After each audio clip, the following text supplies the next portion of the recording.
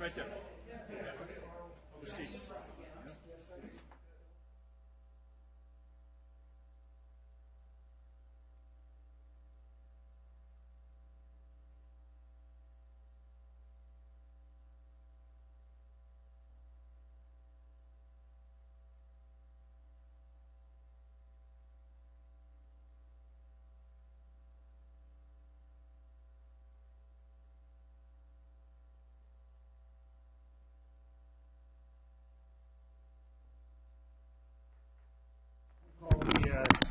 Capitola City Council meeting for the for June 1st to order. We begin with a roll call. Councilmember Norton. Here. Councilmember Harlan. Here. Councilmember Bertrand. Here. Councilmember Termini. Here. Mayor Bottorff. Here. Can we all stand for the Pledge of Allegiance? I pledge allegiance to the flag of the United States of America and to the republic for which it stands, one nation, under God, indivisible, with liberty and justice for all.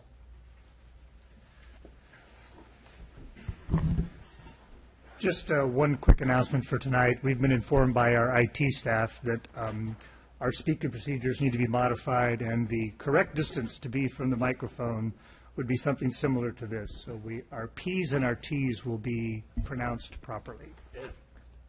Okay, so it fits with Capitola. It's many versions, so hang loose for the meeting and stay at least this far away. So that's our announcement. So with that, City Clerk, do we have any additional materials received? None tonight, thank you. Okay, and City Manager, any additions or deletions to the agenda? Staff has no changes. Okay.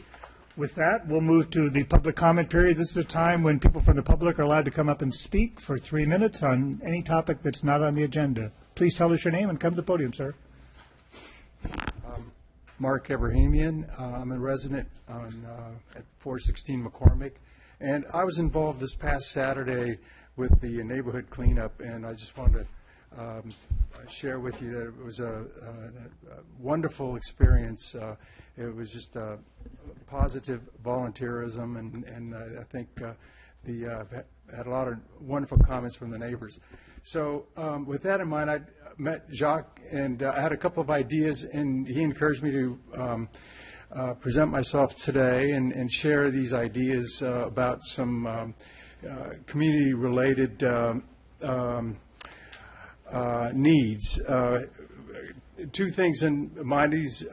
One would be with I guess there was some focus on activities for seniors, and I thought that the Trout Manor, is it, the park, it would be a wonderful site for a lawn bowling in the back part of that. It's very rarely used, and I thought, that would be a wonderful opportunity for getting the seniors in that part of the park. And the other idea that I had was some park course exercise structures. These are in other communities where I've actually participated, have been a wonderful means of exercising, and they're have low environmental impact. So I thought with some of the park sites we have throughout Capitola, maybe we could put one or two of these structures at each park, and I think this would be a good way for the community to move about the community, and the exercise qualities speak for itself. Great. So that's really it. Yeah, thank you very much for your comments, and really appreciate you getting out and volunteering, and encourage more people in Capitola to come out and volunteer for their community. It's obviously it was a good experience for you, and maybe encourage other people to do that, and they can have a similar experience. And we'll take those items, bring them up to staff, and have discussion, and see what happens with those. Wonderful. Thank you very much for coming to the meeting, sir. Okay. Thank you. Thank you very much. Seeing no more public comments, we'll go ahead and close the public comment period. We'll move on to city council comments. Yes. Hopefully someone's watching this. Obviously no one's come to the audience, but the exciting budget hearing, we're having our car show this weekend on Saturday and Sunday. You can't miss it because the village will be filled with beautiful cars, restorations, exotics, and antiques. So come on down. Comments? Yeah, I think 3/5 of the city council were phoning yesterday for Prop S. And I think the agreement of all this is that it really looks good. We phoned up, I don't know how many hundreds of people, but response was great. And I know, Ed, you've done phoning already, but we just happened to be there, Dennis, Steph, and I. So it was just an uplifting experience to have all people say, I already voted, and I voted for yes. So I hope everyone else in the audience does the same. Thank you. Great. Thank you. Stephanie? At the car show on Sunday, the museum is going to have a table there for a pop-up museum. It's kind of an experiment. And they would like people to bring 60s-related memorabilia for sort of a antique roadshow and tell kind of experience. So if you have some things you can carry down there and bring to Nels Kissling at the museum table to show and tell and reminisce about the 60s, please bring some things down there. It's kind of a preview for what we're hoping to have in the fall, which would be a same kind of an event at Jade Street Park, where we will have a pop-up museum there and bring your Capitola memorabilia to share. And we're not going to have anyone there appraising it, and it's not going to be there for sale, I don't think. But we all have stuff that we can bring and show, and we can videotape it. And then we got we did get a request from a woman who's interested in doing a food truck at Santa Darius. And so then that made me think, well, maybe at the Jade Street event in the fall, we could have some food trucks there and at Jade Street, make it into a food truck event also, along with the museum event. And anyway, lots of ideas about that. We got an email from Mr. Edgren, and I printed out the letter, an article that the LA firefighters are concerned about cell towers. And so I don't know how widespread this is in California, but they're concerned about the health effects, of course, which we're not allowed to consider. So I don't know whether there's anything that the LA Board of Supervisors are thinking about doing or anything statewide, but let's just keep our ears open. If there's any other ways that we can limit these to non-residential areas or low residential areas, that let's see if we can't do that. But I'm not sure how we can do it. But anyway, it's an interesting article that the firefighters are getting involved with it. Great. Thank you. City manager comments. First thing, I just wanted to let everybody know that Rosedale was paved today. So there was a picture of it from this afternoon. Looks great. I understand the courts. I didn't get all the way down to the courts, but the courts look equally good as well. I think the rest of our comments we can save to the presentation tonight.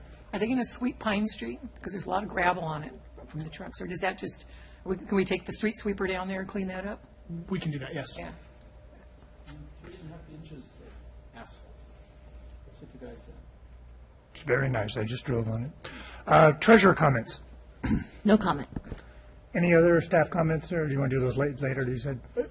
The only other item is about the skate park, which the skate park grand opening is going to be 11 o'clock on Saturday. Maybe you can cover the rest of the details.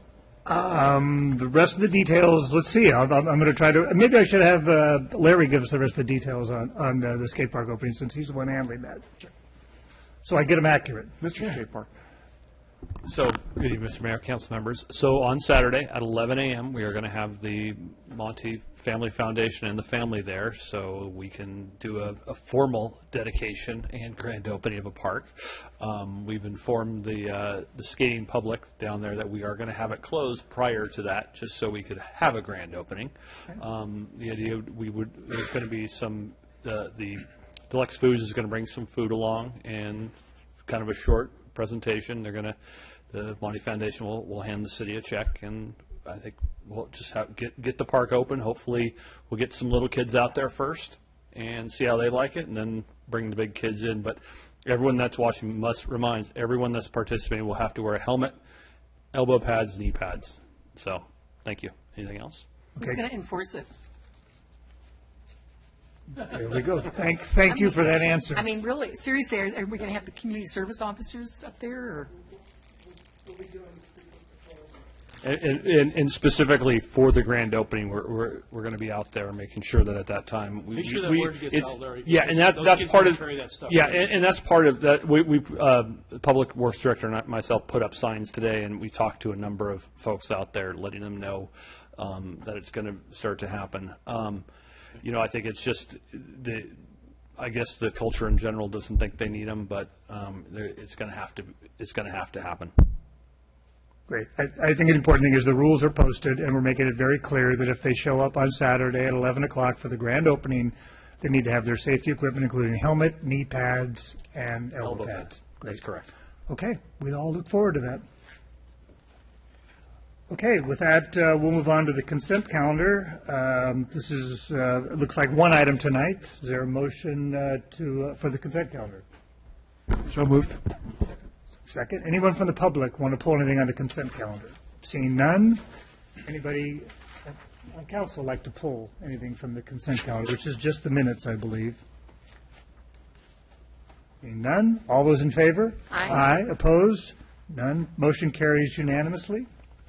We'll move us to the reason we're here tonight for the general government public hearing on receive a presentation of the 2016 proposed budget. All right, Mr. Mayor, members of the council. So this is our second budget hearing of the year. Last budget meeting, we presented the budget to council, and the council members identified a number of questions or comments or suggestions and ideas for the potential budget. So what we've done is we've grouped all the different comments. They may have been made by one individual council member. They don't represent a consensus at this stage. We've tried to provide some feedback and background and potential costs around those different items. And what we're going to do is we group them into sort of 9 different areas. So there's going to be 9 little stopping points tonight during the course of the meeting where we're going to be looking for council direction. On each one of these, your direction this evening will not be final.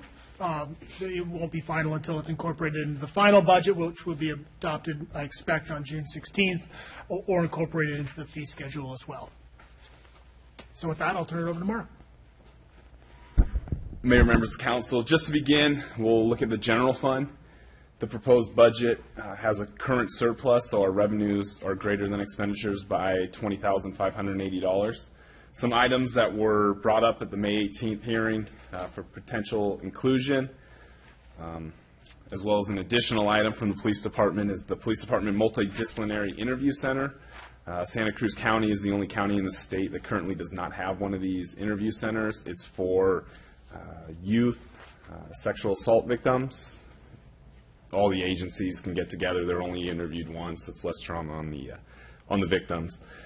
The potential for the Esplanade street cleaning, that would be an increase of $10,000. That's sidewalk, is it not? Sidewalk. Okay. Sorry, sidewalk cleaning. The idea of increasing the stipend for the Arc and Site idea. So right now, Arc and Site receives $25 per meeting. As referenced, Planning Commission receives $125,000. We estimate, based on 3 members, 2 meetings, potentially a month, about $1,000. That's probably a high estimate, but being safe at $1,000. Looking at park exercise equipment, would cost about $35,000. That's for 4 pieces installed. The caveat there is it has to be at a facility that already has ADA access. The Rispin Memorial Bench Program, so expanding the Memorial Bench Program to the Rispin Park. It's zero cost to the city, but we would have ongoing maintenance requirements. And if we replace the bollards on Wharf and Bromer, we're looking at about $2,000. So staff's recommendation is to add that $5,615 for the Police Department Multidisciplinary Interview Center, and then also any other council priorities at this time. So if we included the interview center, we currently have a balance of just under $15,000. A couple of points I'd like to just clarify on. The interview center, those are our prorated costs. Everybody else in the county is funding it, the county, the city. So we represent about around 4% of the overall cost for the center, so that's what this is. In addition, it was $125 per meeting for the Planning Commission, not $125,000. Just to be clear, our planning commissioners are not making that much. And the $1,000 increase for Arc and Site stipends was taking it from $25 to $50 per meeting. So if we went higher than that, if we went to $75 per meeting, it'd be about $1,000. I don't think I have any other clarifications. Yeah, just a question. When you mentioned we have 9 areas we're going to deal with, would it behoove us to deal with each one of those 9 individually and then move on to the next one? And would this be one of those 9? This would be the first of the 9. Okay. I'd like some opinion from the council if you like that idea that we just deal with the 9 and move along, or do you need to go through everything? I'd just like to hear what you think.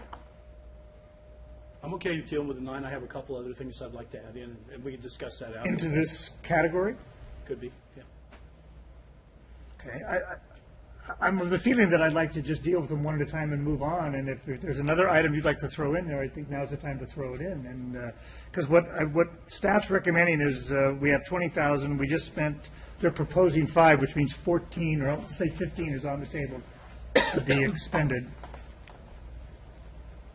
What do you have in your wish list? No, I'm okay in this category. Okay, in this category. Stephanie, anything you'd like to throw into this area? Chuck, anything on this area? Right? I'll go with the process. Okay. So is there anything of these other 4 items that we have here? I'm going to number 1. There looks like Esplanade sidewalk cleaning, the ARC stipend, the bollards. Anyone want to recommend any of those items? Well, I want to recommend the first and the second, to be sure. First and second would be the the sidewalk cleaning? Sidewalk cleaning and the stipend? Yes. You're okay with that $11,000. Anybody else? Well, let's just talk about the cleaning for a minute. So are we that's going to be for how many cleanings? Or Twice as many as we had, was it?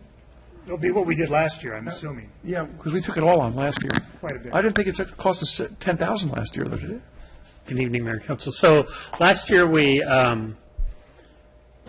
did increase the cleanings during the busy season, during the summer season, where we're doing 2 full cleanings. No, 1 full cleaning every month, and then in front of the restaurants every other week. So we were always cleaning. And then we also included some off-season cleaning. We spent $15,000 last year. That was approximately 3 times what we normally spend out there. So with this addition, I think there's 6 already in the budget. This would bring it to 16, which would be essentially what we did last year. So that'll be the same that as you just described. Yes. Once a month a big cleaning, and every other week in front of the restaurants. Yes. And that seemed to be, I think, worked out for everybody last summer. We are approving a 2-year budget here, so you're not approving this year, you're approving it for next year, going on with this thing. For this summer. So it's an additional 10,000 that you're adding to your budget? There was only 16 Yes. there before.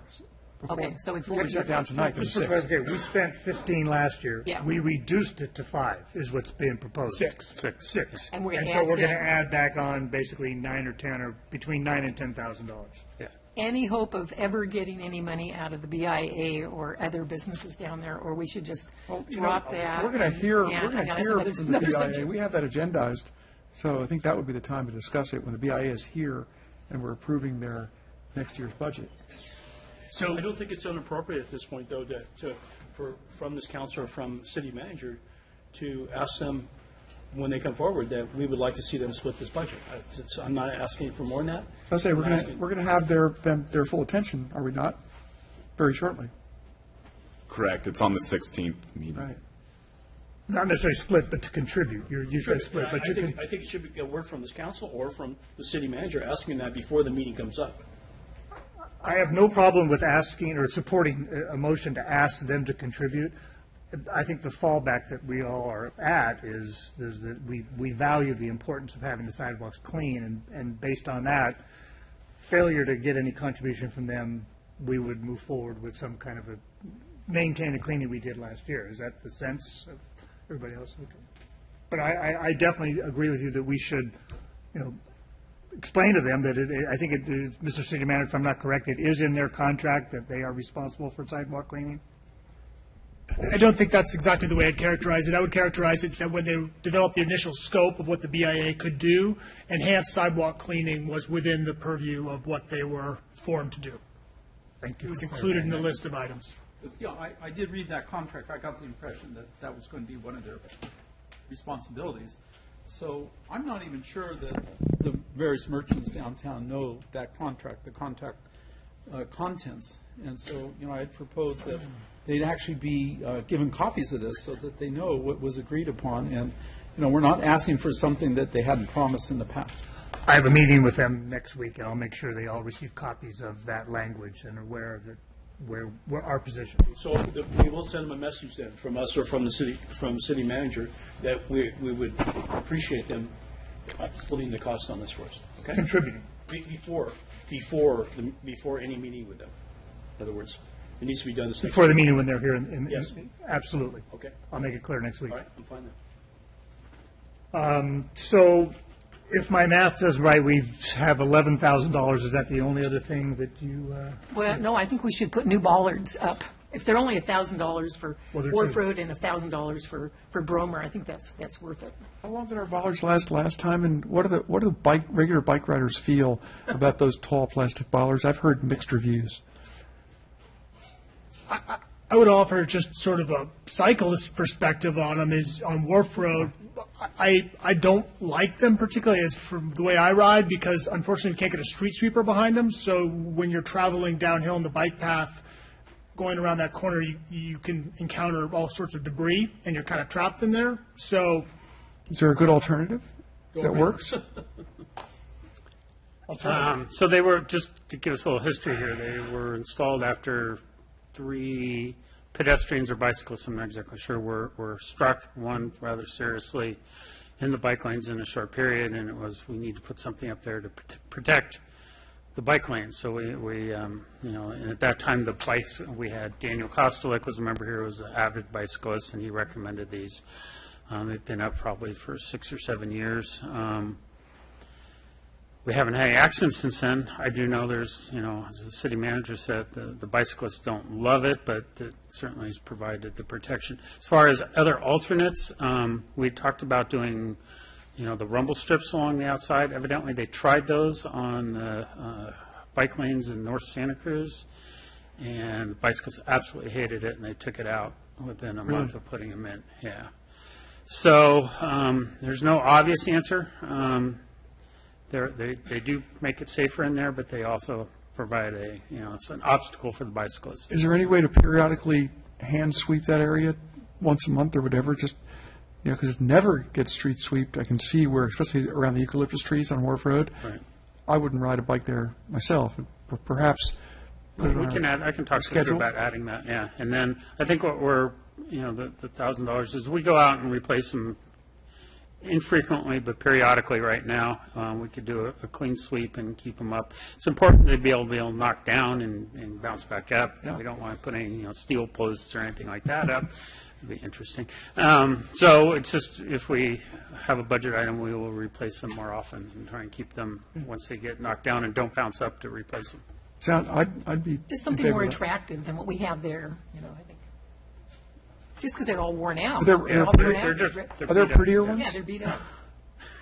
Just, I don't know. Eye of the beholder, I think. Do we need a motion on these items or just a consensus? Right now, I'm hearing a consensus to add the Esplanade Street cleaning, the Arkansas stipend increase, and the bollard replacement, which would basically bring us to a balanced budget. If that's the consensus, and you don't need to make a motion, we will be, you will get a chance to take final action on it in the final budget. Councilman Bertrand. Well, I didn't really quite realize how this process was going to go. So as soon as the price tag on what I was proposing gets put at $35,000, that kills it, right? So, We're not finished with the budget, though. I mean, there's still, well, I'd like to. So, when I heard 35,000, I said, "Wow, this is like over the top." And I heard the actual pieces of equipment cost around 8,000. So, my main point here is, I'd like to have a balance of opportunities in the various parks that we have here, and I don't see anything for senior citizens. We don't even have a. There's benches to sit on. Oh, right. Oh, this is really great. So we got the seniors, we provide beds. This is really what I want to hear. Oh, this is great. I love I it. think the street cleaning is for everyone, especially seniors. Okay. After they walk around the park, So, they need a bench. There's a couple of things that I'm trying to address here. These are pieces of exercise equipment that are well-suited for seniors as they're aging, and it provides the proper kind of exercise for those who need to get out and do things. They're not maybe at a gym or something like that. They like to walk. The other thing that's wonderful about this is, depending on where they're placed, and if you put benches there, thank you, Stephanie, if you put benches there, it becomes a social gathering spot. So I see basketball courts, I see tennis courts, now I see a skate park, I see a lot of things, but nothing in this town for seniors, okay? So I would just like to get the council to start focusing on that aspect of our community, which is definitely increasing, So I would never support $35,000 to put 4 pieces of equipment. I didn't realize that, was going to be a killer here. But I would like to see something from our Park and Recs department that would address, going forward, to come up with some ideas that actually addresses the needs of seniors in this community. And I don't know what that would be. This was a suggestion. I heard about it about 4 or 5 years ago. It came out of Europe. And they're quite popular. They're very important aspects of the parks that are, I think it came out of Germany. And it's a social hub. Seniors go there. They gather and talk, sit on benches, but they also exercise. And these are things that include help longevity, help balance control, and things like that. And anything that provides a social aspect also aids in that particular aspect. So I don't know what it would be. I would never agree with 35,000, but if over time we could add pieces of equipment in and maybe make it a part of our park system, I think it would be great for our senior community. I think not 4, but a 5-piece set would bring it right up around the Monty number. So perhaps the next fireworks donation we get, We'll focus on seniors. we can focus on seniors. I could go, the young at Careful, heart. hold on, I'm getting the eye. Would you like to weigh in on that comment? Just by way of reference, the Monty Family Foundation Trust, their dedicated purpose is to support youth recreation. So Maybe we can convince Mark to go with Young at Heart and hope for the best. You know, Because anyone can use these. These are not, I mean, they don't have to be over 65 to use the Right. equipment. well, there was a suggestion, I think, just made about park horse or some other kind of event. So maybe the direction is some form of recreation that could be shared by possibly youth, seniors, all categories across the board. And I think the point you make is good. And I also, you know, the other thing you mentioned was possible lawn bowling. And I think if my memory serves me right, there is a bocce ball court in part of the Rispin plan. It is in the Rispin plan, In the plan. And, you know, I wouldn't have a problem with, once the Rispin is completed, if we were, and it's very ADA accessible, if we added some equipment in there, as long as it didn't disrupt the plan or the flow of that park. So, I mean, moving forward, I think it's a great idea. I don't know that we've got the funds to do it this year, but I could see that, I and think we could maybe, I would like it on our wish list that we actually start thinking about addressing senior needs in our parks, for all the reasons I just talked about. I think it would be great to talk to Elise in the Recreation Department and get her opinion about this and get her ideas about this, because she may have some locations and some suggestions for funding or some other opportunities for senior activities. I think that's great. so we'd be okay with directing staff just to look into potential senior activities, park course, et cetera, tapping into recreation as a resource? We can do that. And also, I might add, Mr. Mayor, that through the Senior Council, there are grants available. So there is money for this kind of activity. So with that, are we okay with the consensus of approximately $13,000 being allocated? Dennis? Memorial benches, love them. The problem is that in the program, we've never accommodated for the fact that they're going to have to last their 50, 60, 70 years. Those plaques, if a bench gets taken away or falls apart, the public pays for the bench to be replaced and the plaque put back on them.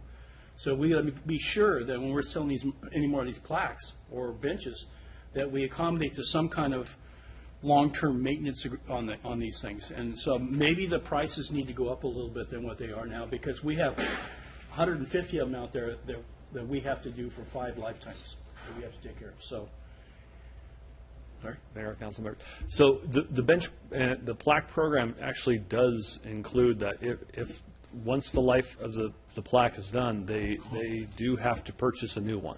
That is the policy. Oh, it is when they sign up to do that? It is. Oh, I didn't know that. Has it always been enforced? Not necessarily all the time, but they do. We've had a couple instances where the folks have wanted to, replace it, and we go in and they have paid for it. So if the city decides to replace benches, do we contact those people? Well, if we decide to replace benches because they're gone, I think we put the plaques back. But the bench itself, I guess I've mainly dealt with the plaques on the wharf. But on the bench, I believe it's for the life of the bench. So we give them, the person who has the plaque there first opportunity to purchase a new one. What is the life of a bench? Yeah, about 10 years. Oh, okay, that's short, okay. refinish them too. It all depends the location as well. Point is that if it can be absorbed in the cost of the benches, we should make sure that we've accommodated the city enough to take care of it for a longer period of time. Yeah, Absolutely. I think the thing to keep in mind about the Memorial Bench program is that there's a fair amount of staff work that goes into it. There is, occasionally a plaque will disappear, and then we're going back into the old records and trying to contact the folks. So, the programs themselves, it does pay for the cost of the plaque. Is there staff time associated with it? Certainly, and there is the ongoing kind of liability associated with it. So if it's an important program, we've been doing it for years, we can continue to do it, we can expand it into the Rispin. I just don't want anyone to think that it's, doesn't come at any cost at all. Yes. There's other parts to this, too, because we do the brick program down there. Right. And some could say that's a memorial into it. And then also, we sell the streetlights. You can buy a streetlight. I don't think you can buy a fire hydrant. But yeah, there's plaques on the streetlights down there. Well, the BRIC program is run. Yeah, That was? and the BRIC program is run through the Chamber of Commerce. Yeah. We're not involved in that piece. But we are after it's put in, we're responsible We for keep maintaining it- those sidewalks. Yeah. But it's, yeah. Should we create some kind of a program for benches? I mean, is this a potential line item, or is this a fund that we should, I mean, when you start mentioning staff time, I'm just wondering if it's something if we have 150 benches. You know, I think what we need to do as staff, we need to take a look at the policy, because the policy was adopted when the program was first created, which council probably knows better than I do, 20 years ago, 15 years ago? Somewhere in that, maybe 15, maybe Lisa Murphy may have done it when she first came here about 14 years ago. So, we're nearing sort of that life cycle, and maybe what we need to do is go back to that policy and really make sure that we're following it, because I think it was actually pretty well written.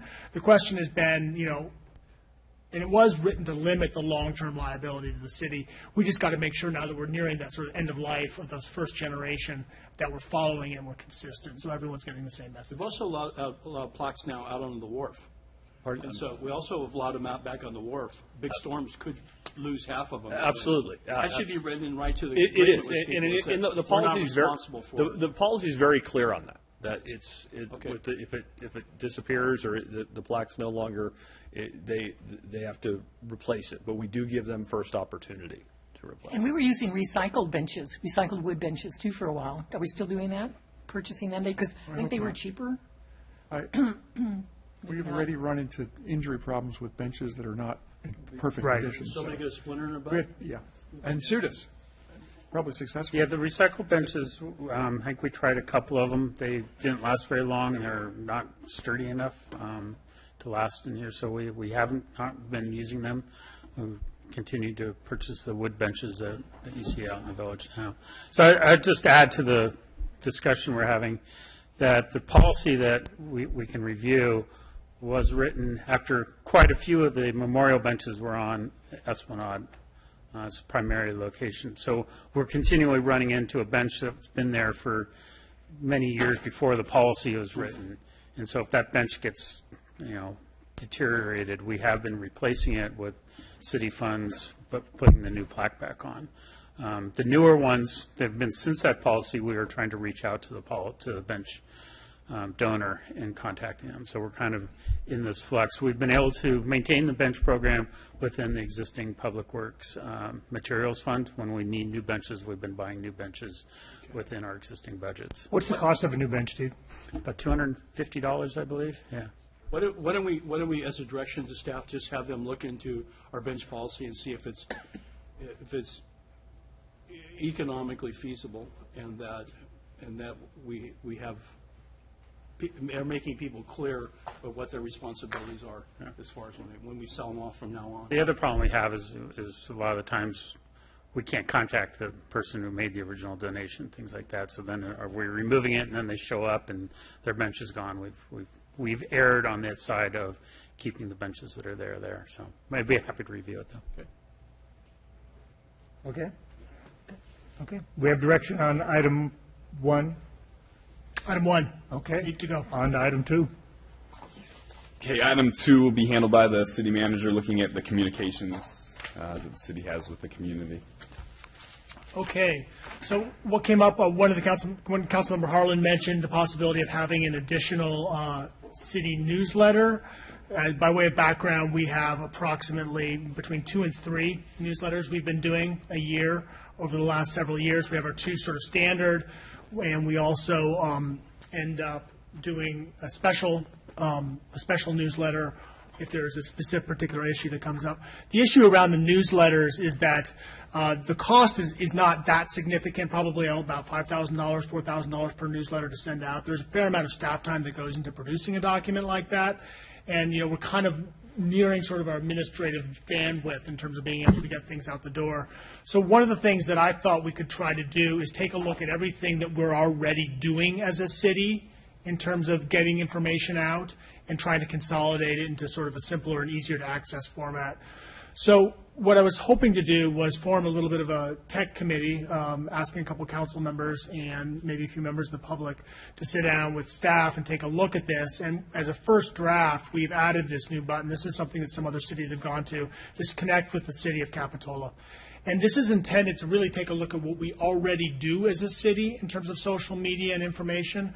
But frankly, if you were to go to our website, what we already do right now is found at the back end of a lot of different departmental websites. So for example, if you wanted a rec brochure, you'd have to go into department, go to the city, go to departments, go to recreation, click on a brochure. If you wanted to sign up for a Nixle alert, you have to go to the city, you have to go to the police department, you have to go. So this is an attempt to consolidate it. So if you go here, we've created this new page, which is Connect to Us, and we have a number of different links. And one is e-Notify.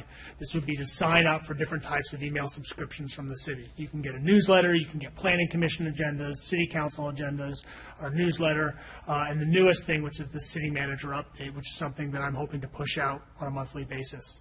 Social media, this is again consolidating all the different Facebook sites we have, which is the main city administrative Facebook site, the police department, museum, recreation, and agricultural, as well as Nextdoor, which is a great resource for people to get to know their neighbors and stay in communication. We have Contact the City, which is just a simple sort of send an email comment to us. Nixle to sign up to receive the police department's alerts, which has been a very successful program that our police department's administered, and I think we have, some significant percentage of the city already signed up for Nixle report. Crime reports, we put this on here as well. This is nice. This loads up the crime reports map. This is updated in, I don't want to say real time, but as the data come in, so people can see the latest crime and get information about it, whatever might be happening in their neighborhood. The newsletter, what this is consolidating all the different newsletters we already have, where the city newsletter, the biannual, the rec brochure, the historical museums newsletter, city manager's update, and then our wasteline newsletter, which is published in conjunction with Green Waste. The city manager update, I just want to touch on it. This is something, as I mentioned before, I intend to do on a monthly basis and try to push out kind of information sort of in a less formal way than our formal newsletter about kind of what's going on at the city. And again, people can sign up for it, for an email distribution of it, and we do include it in the What's New to let people know that it's there. And then lastly, as I mentioned before, the Wasteline newsletter, which you can take a look at here. This comes out, we come out, I think, biannually with this as well, and published in conjunction with Green Waste. And it helps get information out about the e-waste and hazardous waste programs that are available to residents. And then lastly, we have a service request to let us know if there's something wrong you want us to do, or the video or meeting agenda via Acela files as well. We will be talking also, we're going to be adding relatively soon, Mark and I just got a demo of it, of our new fiscal transparency website that we're talking about funding in this year's budget, which frankly I think is going to be a really cool thing. We'll roll out and do a demo in July with the council, and that'll be there as well, so people can see kind of city spending in real time and do some analysis right from their desktop. So going back to the slide, our recommendation on this would be to continue with the 2 to 3 newsletters a year, which is in the existing budget, and then form a little bit of a technology kind of ad hoc committee, city manager committee, and work on communication improvements that we can do within our existing system, monitor their effectiveness, and see if we can basically take what we're already doing today and do it better. Comment? John? Yeah. In Vision Capitola, one of the things that came up to the top in terms of why people like Capitola is our police department. And I really am very happy with the things that our police department under the leadership of Chief Rudy and his staff have been doing, especially in terms of community policing. And I would think the community would like to see and know about some of the things that are being done here in that regard. And not just crime reports, but actual things where Chief is going to talks, staff are volunteering or various things and such like that that are actually adding to the safety and the vitality of this community. So like I said, in the Vision Capitola, that was one of the things that came clearly to the top. And it's because of this kind of activity that it did come to the top. So I would really like to see something in this particular blog, this particular website, or this particular, focusing on various things in the city, something that actually focuses on what the chief does and how that is adding to this community. Can you put the page up that's the first page of the city's website? Homepage. That front page. Can we put on there the web camera? So that somewhere prominent, where you don't have to click on that, but just on the main page, so that people that are going to go, they want to look at Capitola, and then they can see right there that there's a place where they can click right on and get the view of it right there. They're thinking about for the coming. meeting? Pardon? For the meeting or for the wave camera? The wave camera. The wave Oh, camera. Yeah, so that they're thinking about going to Santa Cruz County, going to the beach. They're thinking about going, should they go to La Selva? Should they go to Aptos? Should they go to Capitola? Should they go to Santa Cruz? Well, let's look up Capitola.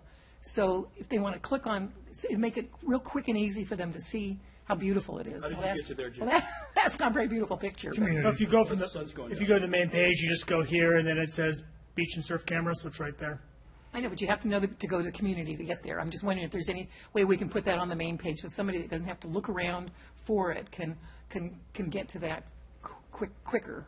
You know, we can. The question, it's always this conflicting issue with, kind of your homepage of clutter versus how you want to display it. And we could take a look and see if there's a nice little surf cam button or logo or something that we could stick in here and do it in an elegant way. My concern is if too much information gets put on this homepage, sometimes it becomes impossible to find anything. So that's the balancing act. But we can take a look at that as part of this little tech Just committee. something to think about. I mean, I know they're looking at this gorgeous picture, but then if they click on something and really see it in real time, then they're going to say, let's go to Capitola. That's really beautiful. I think it's a great comment. I guess where I'm at right now is there's a great suggestion out there to form some kind of a tech committee, and what I'd rather do, rather than us start adding on right now, I would like to, if council likes the idea of a tech committee. Look at it. It would be one of the suggestions we take to the tech committee. If they come back and say, this is good, because there's a lot to a web page, like City Manager says, we don't want clutter, we want it to be efficient. And if the tech committee comes back and says, hey, you know what, we can have a little camera and it doesn't take away from the view, and it might just be you click right on the picture and it opens up the camera, I don't know. But at this point, I think the tech committee is a good idea. Is there anybody did you like the idea of the tech committee, or is there anybody who'd like to serve on it? Both. Both, yeah. Yes? Michael? Yes? Stephanie? No. No. I can I'm gonna review. say- I can review it as a So would we be layperson. okay with creating a tech committee and Councilman Bertrand and Termini being on that tech committee? Yes, John. I just want, the sense of the council on the ideas that I presented. Because, if this is what the council would like to see, then, maybe we could talk about how to make it happen. I think each council person needs to send their suggestions with regard to the website, things like if you're on the tech committee, the police thing will come up in the meeting, but send them to the city manager, like the single button for the webcam. I'd like to see if there's a way technologically we can have the scroll appear on the website. A little trickier, but nobody's watching, Charter anymore, so. The scroll is nice, but nobody sees it. And I think something that was mentioned, city manager said he's going to create this new monthly page, which I think, Jock, ties into what you're doing. He's going to get information. He can get some of that monthly info, could be from the police chief, so. There could be a variety of ways to do it. I'm not saying it has to be Right. directly from the chief. Maybe it could be in your report, monthly report. Right, and understand, we publish the newsletter, so we're always looking for newsletter topics. I think actually the suggestion's a great one. I've already talked to the police chief, and we already planned in our next newsletter to have a little bit about what the police in our community. It seems like frankly, a good idea, and so, I don't think, we can talk about it at the tech committee, but it seems like a good inclusion as room allows in newsletters in the future. I think we've had it in the past, and it would behoove us to do in the future. I just had a couple other suggestions. Sure, go ahead. On another one of the pages where you list the links that you can go to, I want you to consider adding the Friends of the Capitola Library to the list of contacts that you have there of that you just showed us before of other contacts. Again, these are things that. Just to yeah, we can- consider, just suggestions. I think the suggestion Councilman Termini made, that we all send our suggestions to this newly formed committee and let them kick that around and bring us back something. Have Larry on it? I believe that would be the intent. It would probably be two people from the council, the city manager, and Larry on that committee. Is that your idea of the committee? Yeah, I was also thinking of potentially asking someone from the Vision Capitola group, because they had some strong feelings about this as well. But That'd be great. That would be fabulous. yeah, we can take a look at that. I think, if we're going to start talking about nonprofits, the Friends of the Capitola Library are obviously important partners, but I'm noticing here that we don't have the Capitola Public Safety Foundation. So we might. Do they have a newsletter and They have a website. Yeah. And also the Soquel Creek Water District. Well, the Chamber of Commerce, there's a lot of sort of the external partners. Am I just not seeing it? Where do you see it? We can link them. We have a chamber Community link. links. Yeah. So that yes, okay. So there we go. And so this is where there you are, Friends of Capitola Branch Library. And also I'd suggest the Soquel Creek Water District, just because we want to try to put out as much information about water conservation and drought-tolerant landscaping and planting. So if there's any link we can put to direct people there to get ideas, I'm sure they'd appreciate it. Any other comments on this category? There's another link that's missing is that the building department, the city has set up a link where you can actually, a website where you can actually go to and get the status of your building permit, but it's not connected to this at all. Oh, that's a good ad. So how many newsletters did we do last year? 3. And 3 regular ones? You're not including the one about the hotel?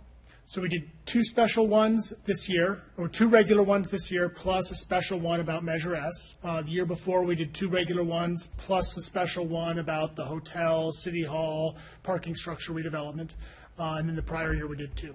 So we've been I'd be doing, happy to go with 3 if we can do 3. But I just feel strongly that there's a lot of people that don't use computers, and they would appreciate getting something to read about what's happening in Capitola. Just what's going on, what roads are we paving next, and let them know that all the great things we're doing. We, at the League of California Cities, they always talk about present your city in a positive light and promote your city, and that's the best way to do it, I think, besides looking up stuff on the internet. But I think it's a really valuable tool. It goes to every house, everybody's going to get it. Doc?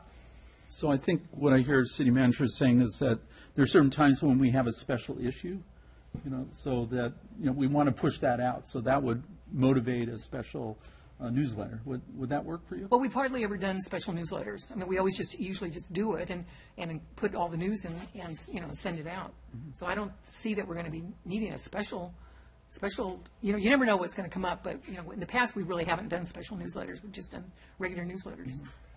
My concern is it's got a $5,000 fee, and we just spent $2,000 on bollards and $1,000 on other items, which seems to go a long way. And we've already created this tech committee, which I would like to give that a chance to work before I just my suggestion would be randomly add in another newsletter. Well, I'm not saying add another one. I'm saying we're saying we do 2 to 3. Let's do 3. Well, it's 2, and then if we add a third, it would be an additional $5,000. Is that how I'm reading this? So to be clear, in the 6 years that I've been city manager, we've done special edition newsletters in 3 of the 6 years. And so the other 3 years, we just did the 2. So that's why we kind of did the 2 to 3. And so it's been, as Councilmember Bertrand said, basically we do the 2 newsletter cycle. And then if there's a special project or issue that comes up in the community, we, usually find a budget within the department or wherever that issue is generated from to do the 3rd. So that's my recommendation, is that we stay on that schedule. If you talk to residents, they really don't, they're hungry for news, I think. And I think having 3 would give them that news that they want. You walk neighborhoods, and they don't know what's going on around town. They don't know what's going on at the Rispin or at Monterey Park or at the skateboard park sometimes. And just having news out there, letting people know what's going on, I think is very valuable. Well, like I said, I'm still concerned over the 5,000, and I've got suggestions here from the city manager about a monthly newsletter that he's going to create, and we've got this committee that we've just created. We haven't even given it a chance to bring us a suggestion. So I'd like to hear what other people think. One more comment. I think at one time we talked about putting something in our local newspaper, like the Capitola Times, stuff like that. And I think, Jamie, you looked at some of the rates. That would probably have a pretty good distribution, and it would just be something as a column or something like that. We already do get all our meetings into Capitola Soquel Times. That was based on your suggestion. We get them their schedule. They publish all our meeting schedule in every edition. But I'm thinking more in lines of what Stephanie's talking about, more of a newsy thing. So the meetings are great because obviously they're very effective. There's a lot of people here, but I really appreciate that. Sure. But I think what Stephanie's talking about, people want to know what's happening in Capitola, and they want to know what's going on with the city. And if that has been an effective way to do this, maybe that's an option instead of carrying the $5,000 and the production time and stuff. Sure. like I said, my recommendation, the first thing that I think that we should do is take all the different ways that we develop information for the community and consolidate them and make them easier to find. And so we've started to do that on this page here that I demonstrated earlier. In addition, I think that this notion of the sort of the city manager kind of monthly updates, we can find a lot of different venues to push that out. We push that out. If you saw on our front page, it was in the What's New. People can sign up to receive it. I think council members can help sort of advertise its availability. We can push it out through Nextdoor. There's a lot of different ways. And so, for example, in this first edition, we talked about all the different infrastructure projects, what's being built, what's coming down the pike. We talked about the hearing for the skate park, the controversial nature of it, our budget, where we are, and the upcoming art and cultural events. So my recommendation is give this a chance. Let's see how this works. Let's try to push it out there as best we can. And if at the end of the day we decide it didn't work, but I think that trying something different to really focus what we're already doing is probably a logical first step. Well, I think it'll work beautifully for computer users. I'm just concerned about the non-computer users, the people that don't look at computers for this kind of news, but they would read a newsletter that comes in the mail. Dennis, you have any feelings on this and opinions? No, I think that we're reaching out. I don't think there's a community in California that has more direct contact for any of its citizens than this one does here. You can come to any city council meeting, you can talk to any council member, you have multimedia sources. If you're not informed in this community, it's because you haven't looked very far. Because the opportunity is here to find the source you're looking for. So would that be in support of the status quo, staying where we are right now and allowing this? I'm fine with Stephanie's suggestion that we could use 3 newsletters. If there's a necessity of that, let's do the subcommittee and make some decisions with that and come back to the council with what you recommend. Okay. Mike, any feelings? Similar to Dennis's, or no feeling? Yeah. So are we in consensus with that, to let the subcommittee? Yeah, I just don't want to argue about $5,000. I'm more concerned with 100 hours of staff time. I don't think it takes 5,000 100 is hours to nothing. put together a newsletter. I mean, I could submit, 3 articles, but, they don't really want council members to be involved with this. So, I've just given them ideas, but I'll give them lots more ideas. I'm on box That'll 2 right help. now, and I've got 9 boxes ahead of me, and I'm not sure what's lying in those. And $5,000 in 9 boxes could be $50,000 by the end of the night. So I would just like to give with the suggestions we have a chance. And if it turns out that the committee says, a 3rd newsletter is the way to go, I think staff could probably, in the case of what happens before, if a situation comes up that we feel we need to generate a newsletter, we find the money. Is that correct? Can we move That's the better agenda? past practice. I just propose move the agenda. You're okay with this proposal here, the way it was? Okay. Okay, moving on, we'll look at the facilities fund. Just real quickly, in the past, we've allocated about $340,000, 230 in the past, and 110,000 this year. In the current proposed budget, we're recommending the Jade Street parking lot at $150,000 and City Hall maintenance at $60,000. So the difference there is $130,000. At the May 18th meeting, the idea, 3 additional ideas were brought up. One was the community center improvements, City Hall bathroom improvements, and the wharf bathroom improvements. So looking at the community center improvements, as a whole, it's a 10-year facility cost of about $750,000. The recommendation is that we work with the new superintendent to discuss the lease and improvements, including the parking lot. So the $150,000 that we have planned, we hold off until these discussions happen. The City Hall bathroom improvements would be $8,000. That includes the fixtures, flooring, paint, and part of the lobby. And the wharf bathroom improvements are ongoing, so we recommend that those continue.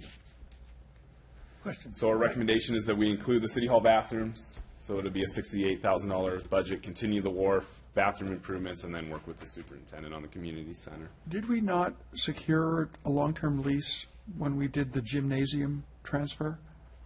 There was no extension of our lease as part of the gymnasium transfer.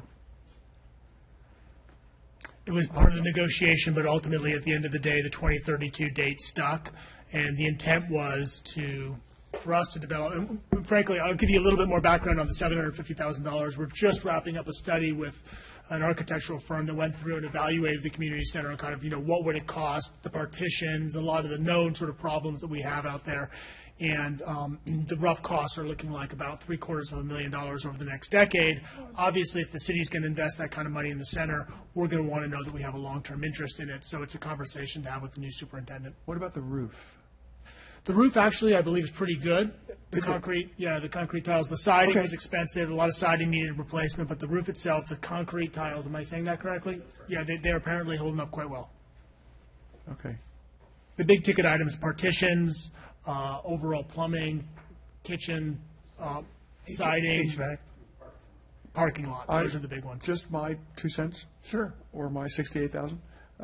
I am reluctant to delay once again some kind of improvement of the wharf bathrooms, even if it's some fixtures and cosmetics. I mean, they are, I've been in better restrooms on construction sites. No, we are working on those. We started on the women's room last year. Okay. Got a new sink in there. I was out there today, looked at them. And I've directed the crews, once we get going through the summer, to figure out if we can do some work this summer on them. I want the floors painted, I want the walls painted, I want the men's room siding changed out. I'm satisfied. And Thank you. we will do that within our existing budget. I'd rather not. And put new them on fixtures in the ignore. men's bathroom. Yes. I inspected them. They're very old and need to be replaced. Guys don't care. Other comments? Dennis? Yes, my opinion is they just tear the building down. You may get your wish. Get that bathroom out of there and build a new building. You may get your wish. Could happen. Okay, I have a question, Mark, is this, where in the budget is the CIP facilities fund? Where am I looking inside the budget? It's under reserve funds. It's not to be confused with our CIP Reserve fund road fund. tab. Totally different, What correct? section's that? Correct. It is the yellow tab towards the back of the book. The last yellow tab. Last yellow tab. Reserves? Correct. And it is the very last page of that section, page 6. Okay.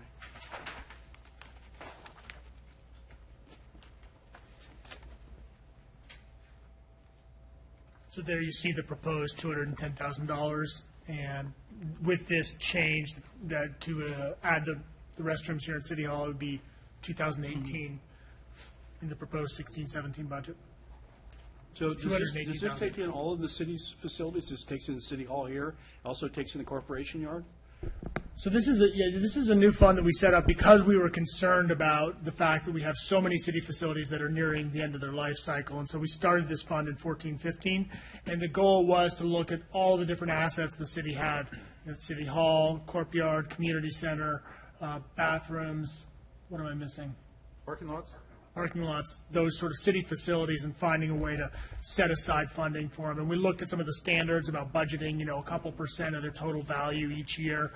We haven't been able to actually hit that. I think that some of the recommendations would be probably closer to $300,000 a year going into the facility fund, but we've been doing a heck of a lot better than we ever did in the past by getting, between $100,000 and $150,000 in there. So these are funds that are set aside specifically to take care of the city's buildings and, equipment, not equipment, buildings. Thank you.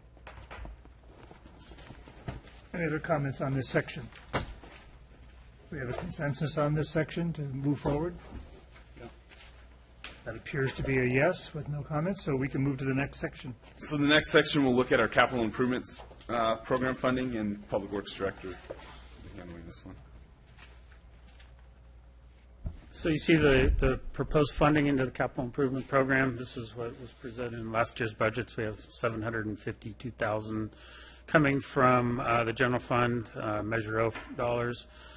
We have a withholding from the triple flip that's finally closing out of $312,000, and a fund balance from the Pacific Cove Fund, which paid for the lower parking lot that we're moving. So the total amount going into the capital improvement program is $1,264,047.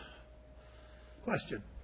Could you estimate for me how much of that money we'll actually spend in 16-17? Well, looking at this project, so here are the proposed allocations. Certainly, we are prepared to move forward if approved, or we get direction that this will be approved with the first two projects, actually getting them out to bid next week. So we get that $488,000 spent immediately. FAMR design, we would begin design work on that. Hooper Beach Stairs is something we could move forward with pretty quickly. Esplanade Park Wall, it's going to take a little longer, and I've been asked to look at some alternates for that repair project there. Stockton Bridge assessment we could spend. So the $326,000 in the pavement management project bank, that's kind of because we're deferring some projects that we had budgeted this year, and then we also had FanMar was supposed to go out and get constructed this year. We don't have enough money for that, so that money is a project bank that won't be spent until we make the determination which roads to spend it on. And then the slurry seals is something we hope to do probably this time next year, be going out with the slurry seal project. Do we anticipate paving FanMar in 16-17? So this is not necessarily, no. Not as it's budgeted and presented here. Pretty soon FanMar is going to be on Capitola Avenue, just so we know. Well, we do have the design, which opens the door for us to.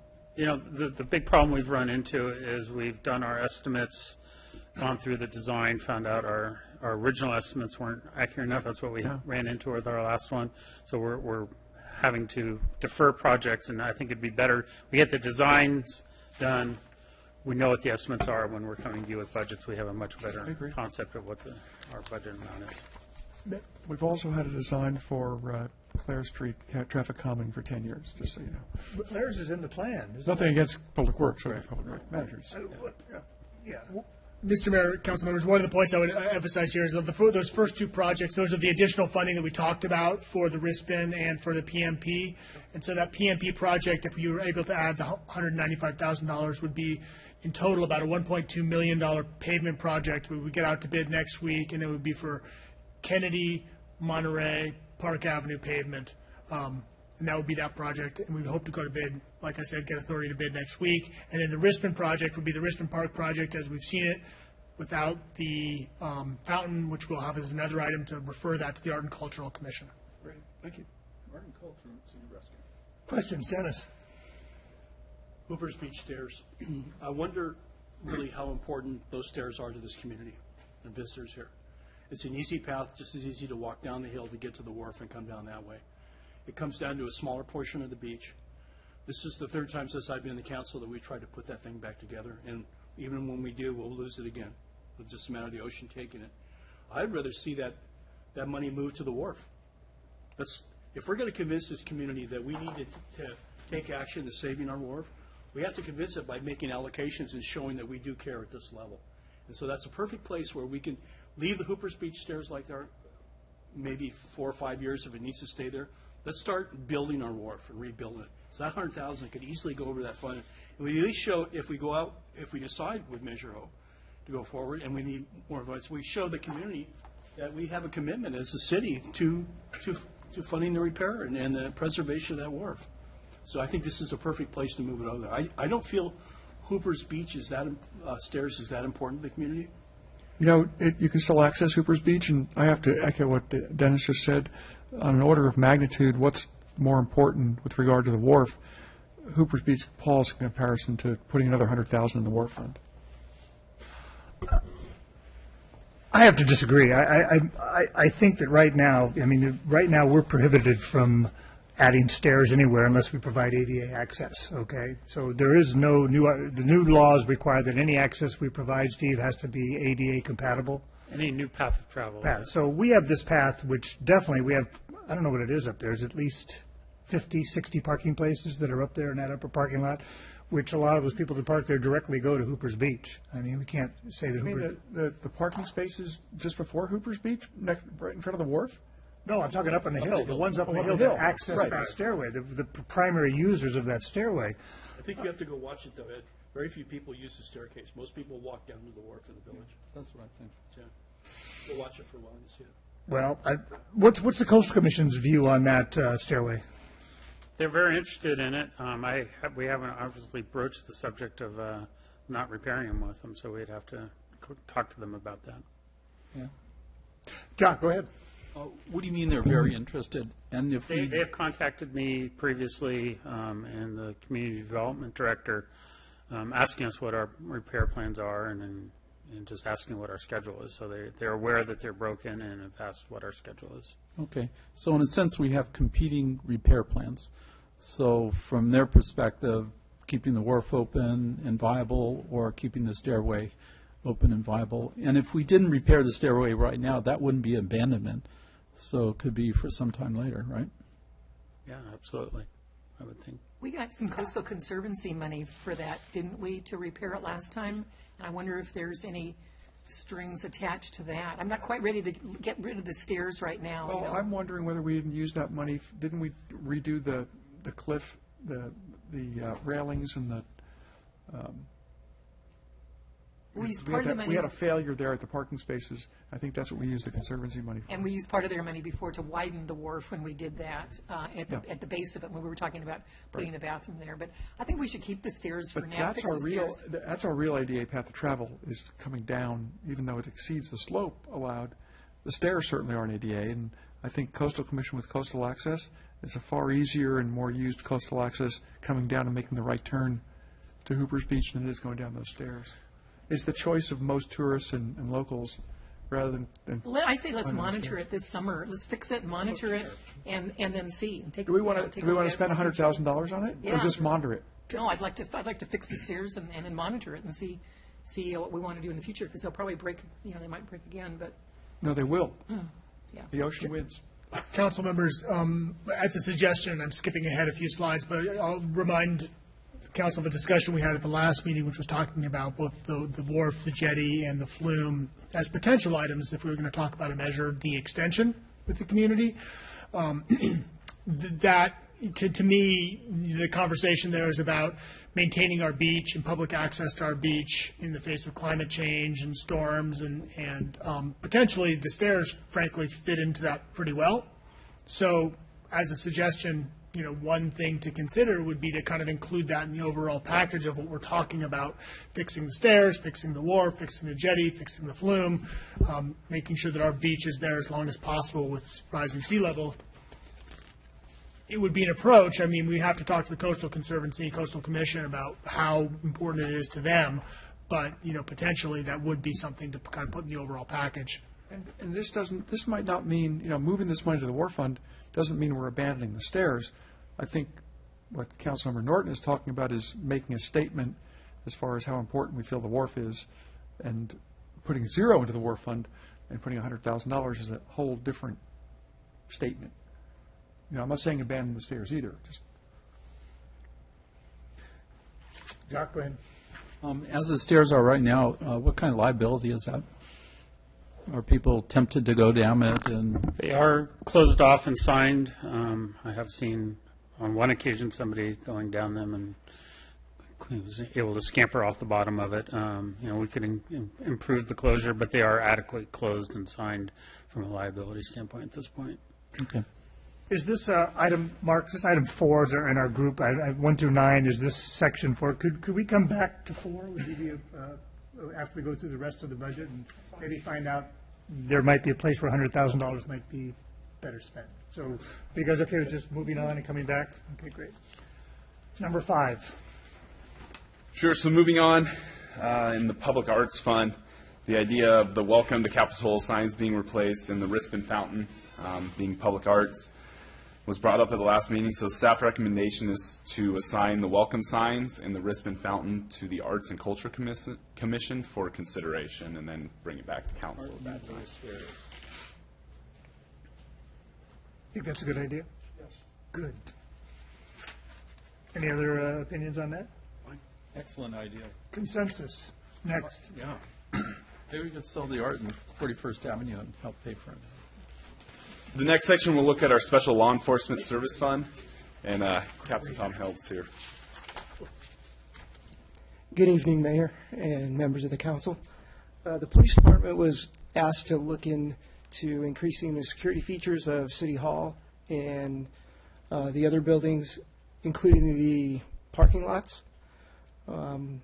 We did some research and survey of the property, and we came up with a proposal to add a security system to City Hall, 16 high-definition cameras that will monitor and record. They will be monitoring the front parking lot, City Hall building, police department, our parking facility, including upper Village Beach parking lot and the front area of the lower parking lot. we would use SLESF funds, the Special Law Enforcement Service Fund, $5,100. That would pay for that. And one other recommendation was to add a combination lock to the break room that's located upstairs.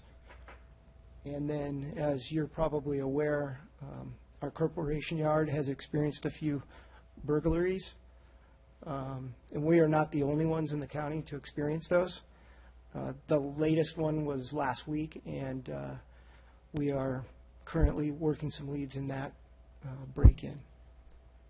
So the staff recommendation would be to utilize the SLESF funding to pay for the security cameras to offer more security to our facility. Plus, it would allow some safety out front. We do have several individuals that do child exchange, things like Craigslist. If somebody wanted to make a purchase, they could use the front facility. One point I'll also add is with the courtyard improvements, we have already implemented cameras at the courtyard as well as an alarm system. Those were installed over the course of the last year due to the break-ins. So we've been catching people on camera with the different courtyard break-ins. So that is something we've looked at. Lastly, I'll note we also were able to secure a small grant, a few $1,000s, but to improve the lighting in the Upper Back Cove lot to get a few more lights up there. So that will be coming online in the next year. So the cameras will both be able to help, I think, with safety back down in the back lot, and we will have better lighting up there as well. And these SLESF funds have to be spent, remind me, by the end of their fiscal year to fiscal year. So we do need to use them each year. Correct. And they're for equipment purchases and supplies. Questions? Good proposal. John? Captain, I didn't quite understand what you meant about the Craigslist.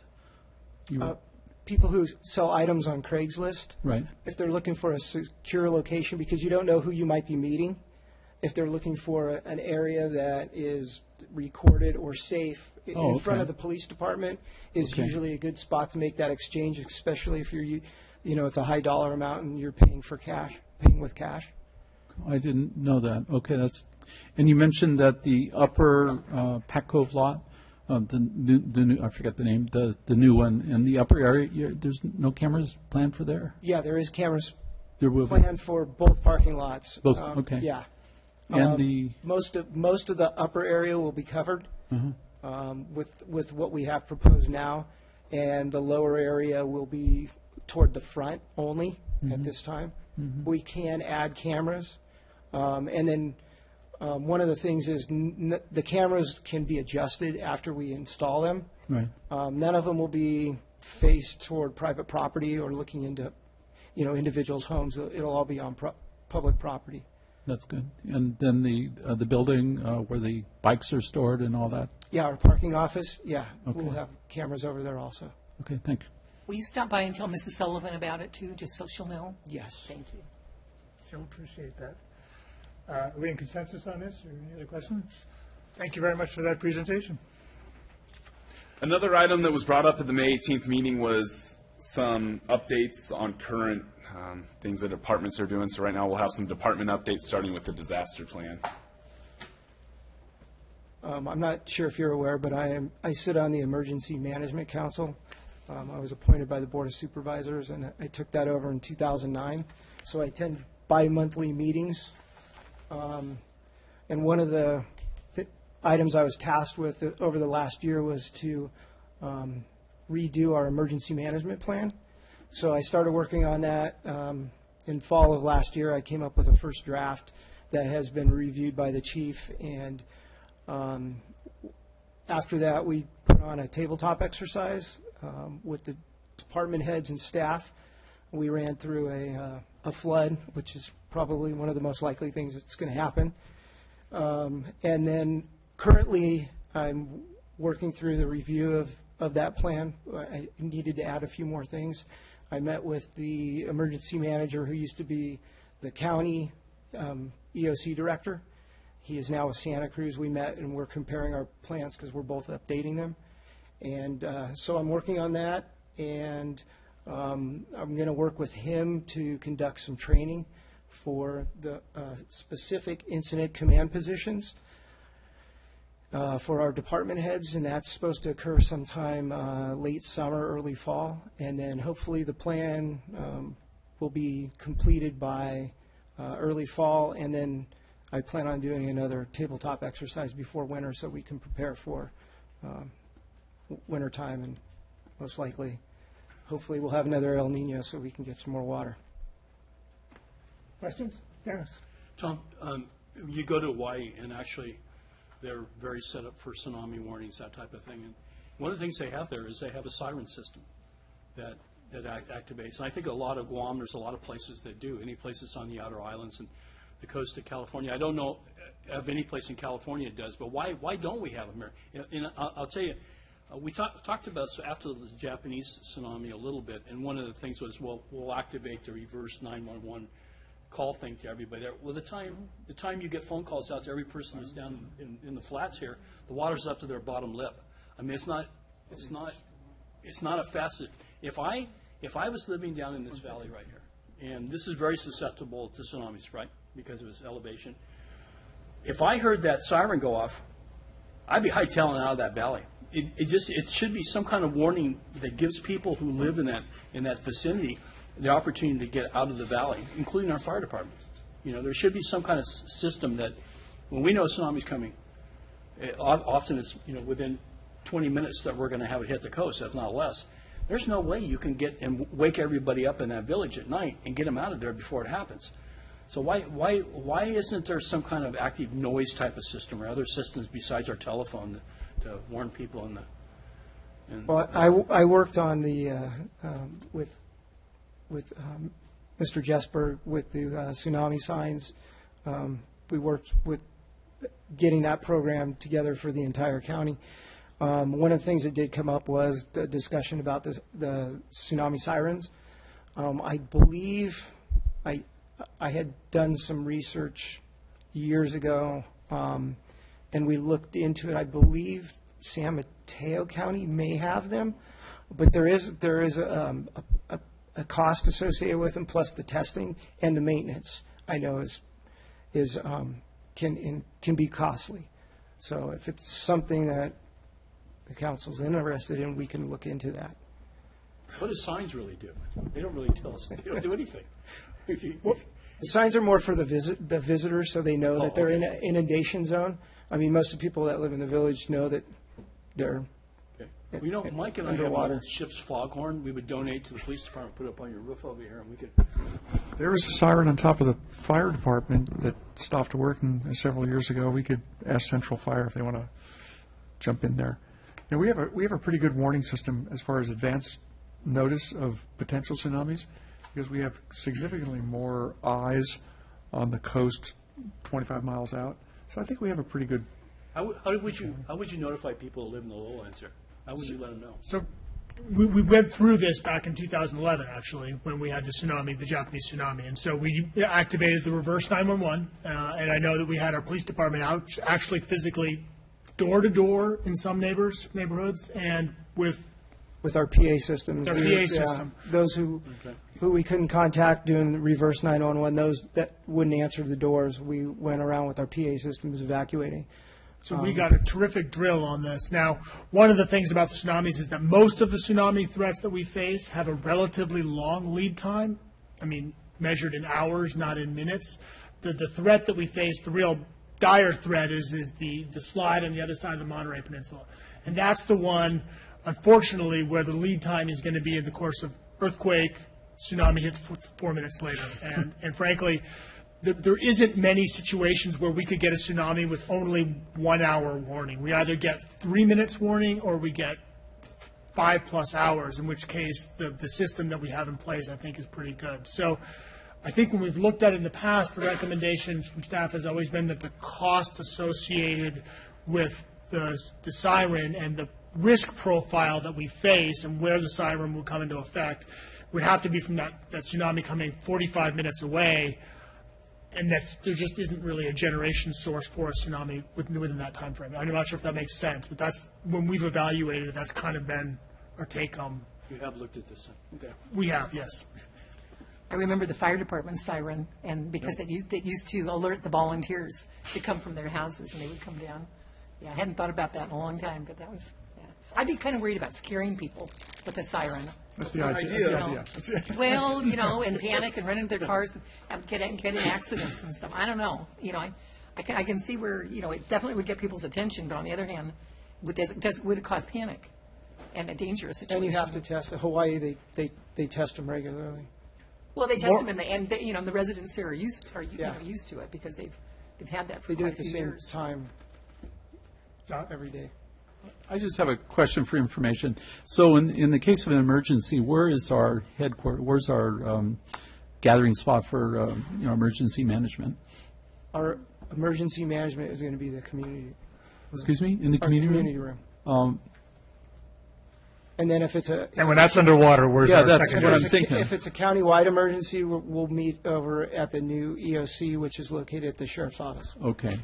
And our own backup EOC is the library, if it's a flood. Okay.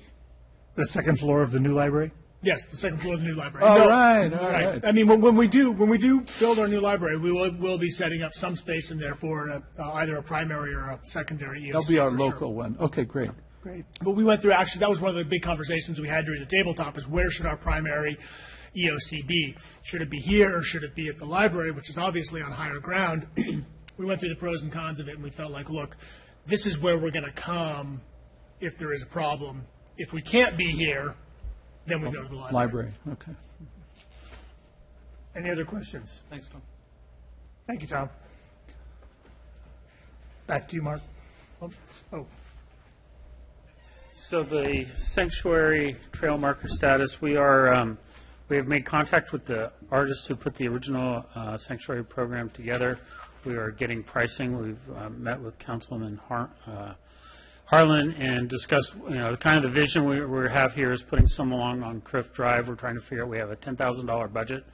We've asked her what we're able to purchase for that. It's not going to be a large sculpture like the wave we have down in Esplanade Park. It's going to be small, probably tiles that we can attach on a post or onto the fence to indicate that the sanctuary trail goes down that. So we're actively working on that, and hopefully we'll have something in place in the next couple months. okay, good. Next item? So the next item came up was an idea to get the hazardous, kind of update about the available hazardous waste programs to city residents that we help pay for. And we think that the Wasteline newsletter that's pushed out through Green Waste is a terrific spot for that, so that can be included in the next Wasteline newsletter. In addition, there was a question, I think, kind of about the jetty and the flume. We had a conversation about that. So as we're developing the questions for our polling, there will be questions about sort of maintaining the overall beach in the face of, storm damage and rising seas. So Stairways. Yes, getting all of that, not too much detail, but trying to help the public understand that, our beach is an asset and it's threatened by what we're seeing. And, we're not denying that there's a threat and we need to find ways to address it. So our recommendation is continue to implement these projects and programs unless there's additional questions. Questions? Consensus? Yes. Definitely. Okay, next item. So I'd like to quickly run through our fee schedule. We'd like to bring it back to you on the June 16th date so that they'd be effective with the budget on July 1st. Not too many changes we're recommending. The first one is just an inflationary adjustment that matches the COLA that employees are receiving, so 2.6% across the board on all fees. And then we have some minor little cleanup items in planning and public works that we kind of missed when we did the comprehensive update. They're removing titles, and one fee we had $5 should have been $50. So just a few little minor changes there. We're proposing adding or changing 3 fees. So a new fee would be the administrative decision appeal fee. Our fee study actually looked at this and came up with a total cost recovery of just under $3,100. Staff is recommending about $350 to $500 for that fee. We're also proposing the surf school permit be increased to $500 a year. As referenced, Santa Cruz is currently at $1,500. Our sergeant spends about 40 hours a year processing these claims And what's our existing fee? or permits. Our existing fee is $50. On the administrative decision, the only, this has actually come up a couple times, interestingly, in this last year, for the first time for me as city manager, but basically people appealing staff level decisions and taking them to the council. What we've been using is this $100.50 fee that's basically to appeal a planning commission decision to the city council. It doesn't totally seem appropriate that somebody can walk in and appeal any decision that any staff member makes and get a hearing at the city council for $150. Obviously, the cost study suggested is probably closer to $3,100 was the full cost recovery. That seems potentially prohibitive for someone to appeal. So, for example, this administrative decision appeal fee would have been applied to the surf school appeal that you heard earlier this year, and then there's an appeal of a building permit that was issued for Oak Drive that's going to be coming back to you later this month, and that would both of those would be subject to this $350 appeal fee. So the balance is between some level of cost recovery on it and some level of keeping it sort of reasonable. So our suggestion is between $350 and $5. You see $350 on the screen there. So the reason we're bringing this up is in order to do the fee update, we need to notice it 10 days prior, and so we'd like to get council buy-in about these new fees, the surf school permit change, the administrative decision appeal fee, and then the 2.6 COLA, so we can notice that appropriately for June 16th. In terms of the surf school permit, have we talked to the two businesses in town? Not that we have to, but I'm curious what their response is. I don't believe staff has, but I do know that came up during the appeal, in which case they were in the audience and they heard the conversation about increasing the fee in the future. Okay, so they know it's in discussion. Okay. They know what kind of deal it is. Dennis? Yes, we discussed this once before at the time we were going through the general plan, is that the burden of the cost of the general plan is being put specifically on people who build in this town. Well, it's a benefit of everyone. And so I'll give you an example. I saw a building permit breakdown for a residential project. It was a conversion of a duplex to a triplex. It's actually going through the process right now. And the total fee from building department for building plan check and for permits was, they totaled out from right as soon as they get the information, was $4,500. The general plan fee for that $4,500 was $900 they were charging them for general plan update. So what's happening is we put the burden of the general plan, which is a community document that affects everything, not just building, affects everything. We put that whole burden on the shoulders of people who build in this town. There should be another method in which we could raise funds. And besides, we were a little bit shortfall by the amount we spent on the last general plan update. It's really a 20-year document. We'll be doing it again in 20 years. But the rate that we're collecting money into that, it will be significantly above the cost of ever doing a document again at that cost. So my point is that we should really look at what's fair in general plan fees, as well as what it will take to make up the a 20-year plan again. Councilman Norton, City Council. So a couple of responses. I think developers who pay that fee do receive a bigger benefit from having an updated general plan than the average member of the public that doesn't develop. One example that I would point to is the recent 38th Avenue application. When they came forward, we were able to rely on a CEQA exemption by virtue of having a recently adopted general plan. That probably saved them in the neighborhood of $5,000. So they realized a real cost savings by the benefit of having a general plan where somebody that's sitting at home and not developing doesn't receive that same benefit. The other thing I would point out is the general plan maintenance fund is available to pay for a number of advanced planning projects. We're currently relying on a lot of those monies to update our zoning code. If we update our local coastal program, that would be eligible. Several of the other implementing plans that we would put together would also be eligible. And we use those monies to subsidize staff time, which otherwise would be coming out of the general fund. So there are a lot of benefits to having that fund where it is. There's probably a good policy discussion on who pays that for that and what the rate is. But there's a number of key city services that we do maintain with those monies.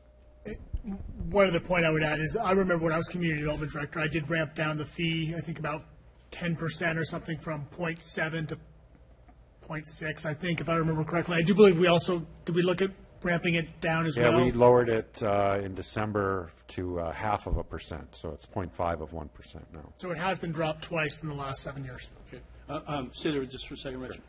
On the other side, I think that my experience has been with the cost of plans and permits here in the processing is really low compared to almost every other jurisdiction. It really is. I think that we need to look at our costs per hour for our staff and take a look at raising our fees for these permits. It's not going to push anybody away from the table, because you're more than fair down here, Rich, is what's being charged right now, and you're more than efficient. But I just think that we need to look at what other people are charging in other jurisdictions to find out what the right rate is, and making sure that we take care of. How close is our planning and building department, or particularly our building department, to being almost the point at where it's self-sufficient? In other words, is there such a thing?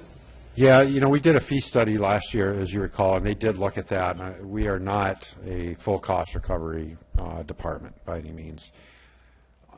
From memory, I want to say it's more around 50%, but forgive me if that number's off. I haven't looked at it in a while. Ballpark.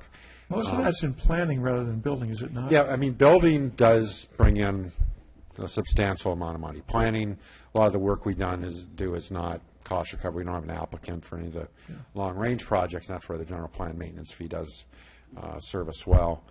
One of the things I would say is when we went through the fee study, we did evaluate our costs compared to other agencies, the average amount of staff time that's involved in processing a permit, and we did adjust a lot of our rates based on that. The permit types where we lose the most money are the most simple of our permits. For example, tree permits. We lose a lot of time on that. We spend a lot of staff time, and I want to say we charge $70. But there's something that seems a little bit wrong about charging much more than, say, $70 to remove a tree, or a simple sign application where you don't want to charge a permit fee that costs more than the sign itself. So we have some sensitivity to some of those elementary permit types of costing too much. Our more complicated permit types, conditional use permits, subdivisions, commercial remodels, those are all deposit-based and recovered on a time and material basis.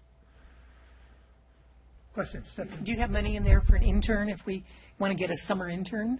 So we have had an intern for about the last 7 or 8 months, and we're funding that position largely through the general plan maintenance fee to offload some of the work on Katie's desk, and she's really concentrating on that, and she's helping with that project. Is that person going to be here this summer? Well, interns usually are a pretty short-term position. They come, get some experience, move on to bigger and better things. Certainly, if she were to leave and we had a need, we would try to fill it.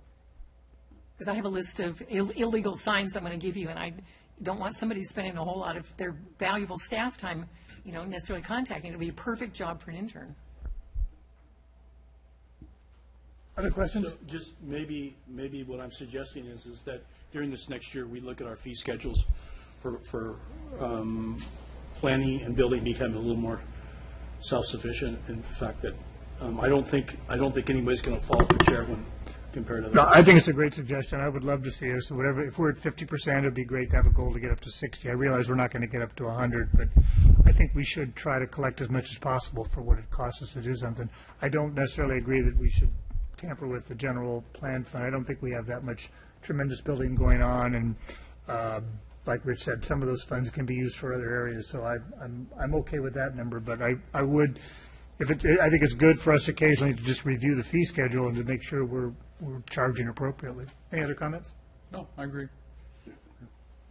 Consensus? Yep. Okay. Okay, the last item staff has prepared before we go back and look at the CIP is our community grants program. We currently budgeted $275,000.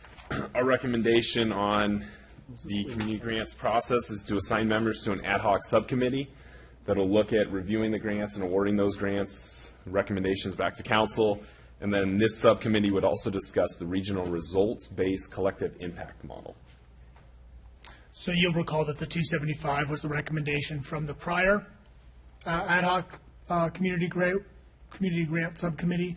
That was the recommendation, and you'll recall we have a new process this year, so you're going to budget the amount, and then we're going to get the applications, and then hopefully have a little committee review the applications, and then make a recommendation to the full council. We would do the award in August, the award of the grant in August. Agreed. Questions? Yeah, I think this recommendation to have a discussion of the results-based collective impact model is timely, especially in this county, and so we should be on top of that and have that as a guide, at least so we could reference it when we make our decisions. Other comments? What cost of living increase did they get last year and the year before? Well, last year, it was the first time in the two-year cycle, so as part of the contract, we gave them the cost of living that the employees got, which I believe was 2.8. I believe it's 2.8 last year. So, Is it 1 year? yes, so that, because that was the 2-year, they got a 2-year contract, and then the second year, we put in a cost of living adjustment. Right. Will we go to 2.6? Because that was. Well, but now we have, it's new contracts. Yeah, okay. now. Well, my point is that in previous years, they did not get a cost of living increase. And they're really looking at it this year, that they would really like that.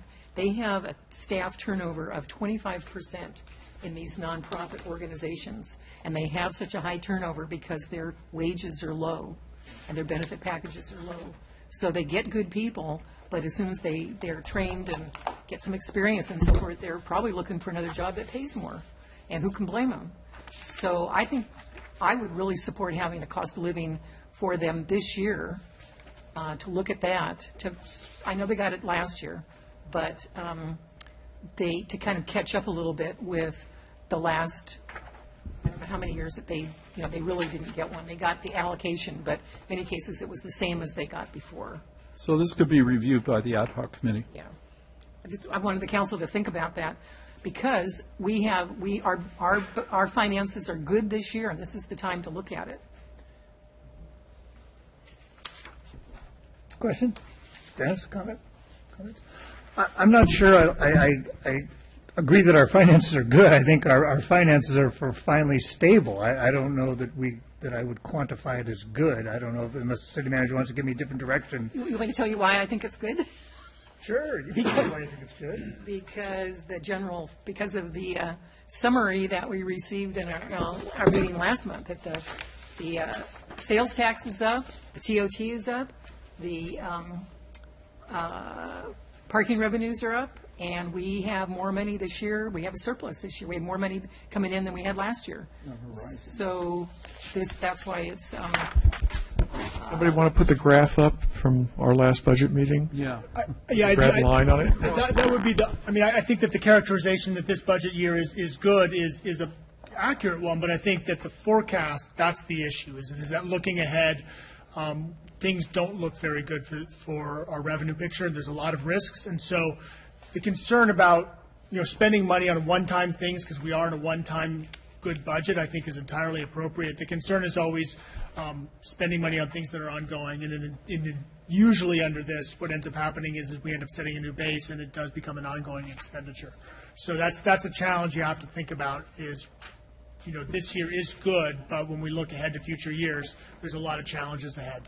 And there's many challenges for these groups too, and I think it would go a long ways towards showing them that we really value them to give them a cost of living increase. Councilman Termini and I sat on this committee, and we struggle with this, but I can't find the page. Do you know the page in here where the community grants is on? I'm trying to. Page 14 of the general fund expenditures. The red tab, second red tab. Thank you for helping me find that. We gave it a lot of consideration, because what we were trying to do is just try to give them something that they could count on, because it seemed like, page 14? Yeah, page 14. I believe you have it open to it, Mayor. There it is, okay. So we were at 254 in 13, 269, 277, and then we were just trying to provide stability. I think what it was by two back-to-back years of 275, rather than take them back to 254 or 269. I thought that it was a good gesture to give them a stable amount that they could look forward to without saying, okay, it's going to be up and down, or there were some concerns about tying it to a number. I know there are some provisions, possibly through other agencies that are going to try to increase funding to some of these agencies. So I'm You know, I felt pretty good with the number that we came up with in that ad hoc committee. That's just my opinion on this. So staff is looking for 2 council members to volunteer for some ad hoc committee to review the grant applications and then help develop a recommendation to bring back to the council in Was it August. the mayor and the vice mayor in previous years? I sat at the last one. Yeah, it's been a different combination over time, so I don't think that there's been a consistency in the I pattern. know I sat on that one year as well. I'd be willing to sit on it again. Me too. I'd be interested also. Well, Is this my pick, or is this from consensus? I think we should get council direction. So there's a number of different strategies we could employ. Obviously, the decision needs to be made in public, but if 4 council members are interested, my suggestion would be that draw straws. I think that's fine. You know, we have actually picked council members to sit up here by drawing straws. so- Really? Oh, yeah. Okay, let me go out in the parking lot so I get some straws. Oh, no, we No, have no, no. straws right here. You have straws already? We have official government straw. Well, my suggestion is let's turn back to the CIP item. We can cover it, and we'll develop a way to arbitrarily pick. in the interim. Oh, my God. We need to draw the straws tonight? Straws. Yeah, we'll do it. We'll get it done. We'll go back to the CIP thing. We'll figure it out. Okay. Let's go back to item 5 then. Rochambeau. So let's go back to the CIP item, and then we Sure. can circle back. Oh, this is item 4. 4? Oh, this isn't 4. Well, before we go to that item, I just wanted to bring up to talk a little bit about the direction of the budget. And in your budget message that we talked about at the last meeting, it's an increase of $400,000 or so. Which page is that on?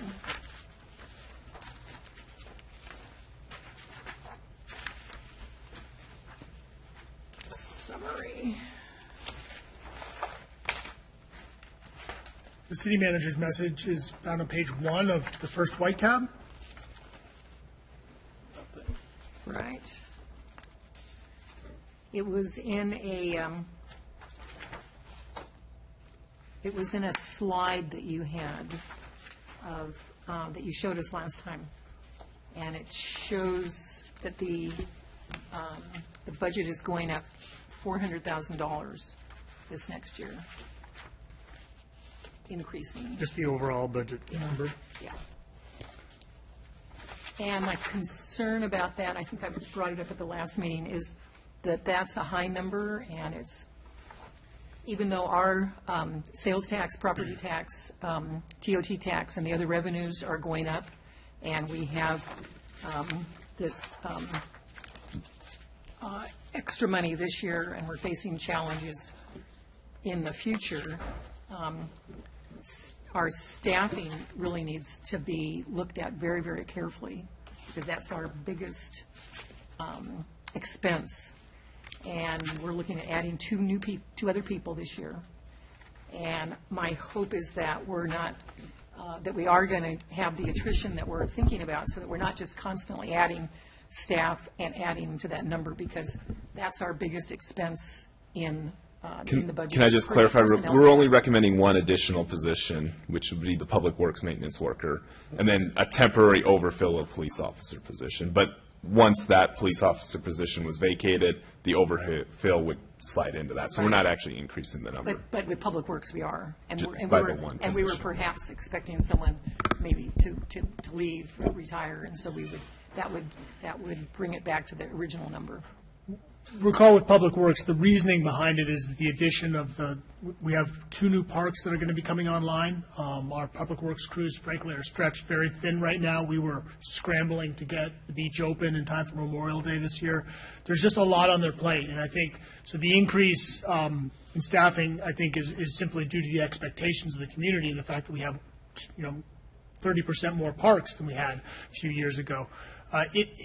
The idea behind trying to ramp that position down is when I look ahead, I share your concern about staffing costs are our biggest costs and how we're going to maintain those in the future. And so what we're asked council direction for was to look into a street sweeping contract with Greenways and potentially adding a street sweeping fee into people's garbage bills, which would then allow us to ramp back, because that's about 1 FTE's worth of work. So that's a strategy, but I just want to be clear with everyone that that's a future decision we would have to make, and we'd have to bring all the information to council, and we would do that in the next 6 to 9 months. I'm not crazy about contracting out the work. I like providing jobs and benefits for people in the community, and that's not a real high-ticket item. But just in general, I just want the council to really watch this carefully, because it's the same city, it's the same budget, only the budget keeps growing, and our revenues are good this year, but they may not in the future. And the only way we have to control costs is to not do projects or to not hire other people. So we just need to be really careful that we're not getting ourselves into a position where we're either promising more to the community than we can afford, or if we want to do something, we have to really understand the cost and how we're going to pay for that going forward. But it really bothers me to see this budget go from what it used to be, $10-11 million, to 12 to 13 to 15, and that makes me a little nervous. So, I know we're doing more, we have more revenues. We've had tight years where, we just didn't do a lot of projects, and we didn't give any raises, and we didn't do anything extra. We have extra money, but, we're still the same 2.5 square miles. So we just have to, live within our budget sometimes. And we have to be real careful about what that budget is, and just to be careful with how we're planning the future personnel and other expenses. I think, I share your concerns, but I think realistically, I can't say that we're the same. We're getting ready to open up Rispin Park, which is an enormous park, which for the past, I don't know how many years has been fenced off, and there's been virtually no maintenance in it whatsoever. And when I look at all these wonderful plans of all these features that are going to be in there, and this pristine vision we're going to try to maintain in that park, I am skeptical if one extra person is going to be enough to handle that load. And then you throw in McGregor with the dog park and the pump track. I mean, we are the same 2 square miles, but we just took 2 vacant or pretty much virtually abandoned pieces of ground and turned them into public access points. That's a tough. I mean, that's a realistic figure to me. So you go ahead. In addition, I do want to note, this is a slide from our last presentation, is we took almost a 16-year view of staffing levels, and the city is still below the levels it was back in all the way back to 2001. So there are increased expectations on the part of our community. We have a lot more visitors than we had in 2001. The cost of doing business has increased dramatically in terms of just fixed costs the city has to pay. The expectation on our police department, the expectations on our planning department, the amount of compliance work our public works department has to do before a project can get out the door, all of those things have changed pretty dramatically in the last 10 to 15, 20 years. And so, I guess I want to push back a little bit on the narrative that we're in a position where we're significantly different for our little city than we were a generation ago. It's basically the same staff. So I understand, believe me, that's what keeps me up at night is when the next economic downturn comes, how are we going to deal with it? But unfortunately, there's no magic wand. We have the option of doing less. We have the options of looking at contracting out. We have the options of talking about taxes. But there isn't it's something we all need to be very cognizant of and focus on, and I think it's something that the finance director and I really tried to drive home, was looking ahead with some of the changes we see. We're very recommending being very cautious. John? I have 2 comments. One, I was wondering, Steve, if you could give me an idea, what kind of maintenance goes on right now in the Rispin Park, and what do you anticipate? And then I have another comment after that. Well, today in the Rispin, we probably are there once every 2 weeks, checking for holes in the fence and maybe some graffiti abatement. It's pretty minimal. The wall does get tagged. We've been staying ahead of that, but I still think it's probably, over a month, we're probably there less than 4 hours. I anticipate that going up daily visits, probably a couple hours a day, once we get a park there. So it's a significant change. So I could easily see that stretching your staff. This is actually not for Steve, I'm sorry, but thanks for that response. Now, I'm not a doomsday sort of person, but I was really happy to hear that we have a new owner for the mall. And I'm wondering, and perhaps a lot of other people are wondering, what's going to happen when they start embarking on an improvement plan, you know? So in terms of our major source of revenue, short of property taxes, is sales tax from the mall and that whole 41st strip. So that's a planning scenario, and I don't know if you've had any conversations yet. Have they developed any plans that give us a sense of what may be coming? I think that's, to me, a major concern. And is there any status there that you could guide us on, or is that part of potential conversations? So, Mr. Mayor, Councilmember Bertrand, first off, I do want to keep us focused. You know, we need to talk about how we're going to allocate the CIP for this year, but I think that your focus on the mall is well placed. I have been in regular contact with the new owners of the mall. They don't have plans at this point. I have reiterated to them those very points that you made, that whatever project we need to talk about going forward needs to be financially sustainable and accomplish the city's goals. We need to look at making sure that it's financially sustainable for the city, that it serves as an asset for the community, that we remain competitive as a retail shopping center. We need to look at maybe housing. You know, housing is a great need in our community, and maybe that's a place for some of these things. So those conversations are ongoing. They don't have any plans yet. I know at this point, really, they're still trying to get a lay of the land. Okay, thank you. I'm glad to hear that it's going on. That's a major concern at this point. Yeah. Mike, go ahead. First of all, suggestion on that $100,000, rather than allocate it to the beach stairs, can we just hold it in a suspense and consider it as we go along? We still have things to do, like talk to the Coastal Commission, take a closer look at the wharf, consider Measure D. There's a lot of things to do. We don't have to write the check for the stairs today. We can just hold it aside.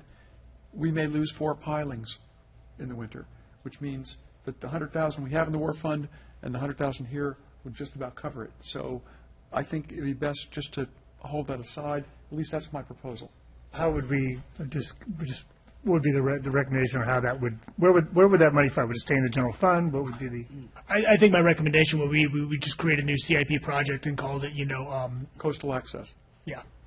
How does that sound, Steve? That applies to the wharf as much as it does a set of stairs. I love that word, coastal access. I bet the Coastal Commission likes it. They too. would love it too. Was that a motion? Yes. Second that motion. I have a little stronger stance on this. In fact, if we don't move it from there to the wharf, I'm going to ask you look for somewhere else in this budget to take the $100,000 and put it on that wharf. Or I will not vote for this budget at all. So I feel very strongly that we have to show the community that we have, at this point, we have a concern about the condition of our wharf and that we're willing to invest in it. And so when Measure O comes around, if we decide to use the wharf in that thing, we have a strong argument that we have stepped forward, that we really need to do some restoration work on this wharf if we want to keep it around. The beach stairs don't mean anything. They mean something for a few people. But if you watch the traffic that comes down that hill, people park up there, they're not going onto the beach. They're going down into the village, or they're going onto the wharf. So it's not a big imposition in comparison to what would happen if we lost our wharf. And we're on the brinks now of losing it. It's just, we need to invest some money. And so where do we start? We start with this budget. So I'm just telling you that I won't vote for this budget at all if we go move.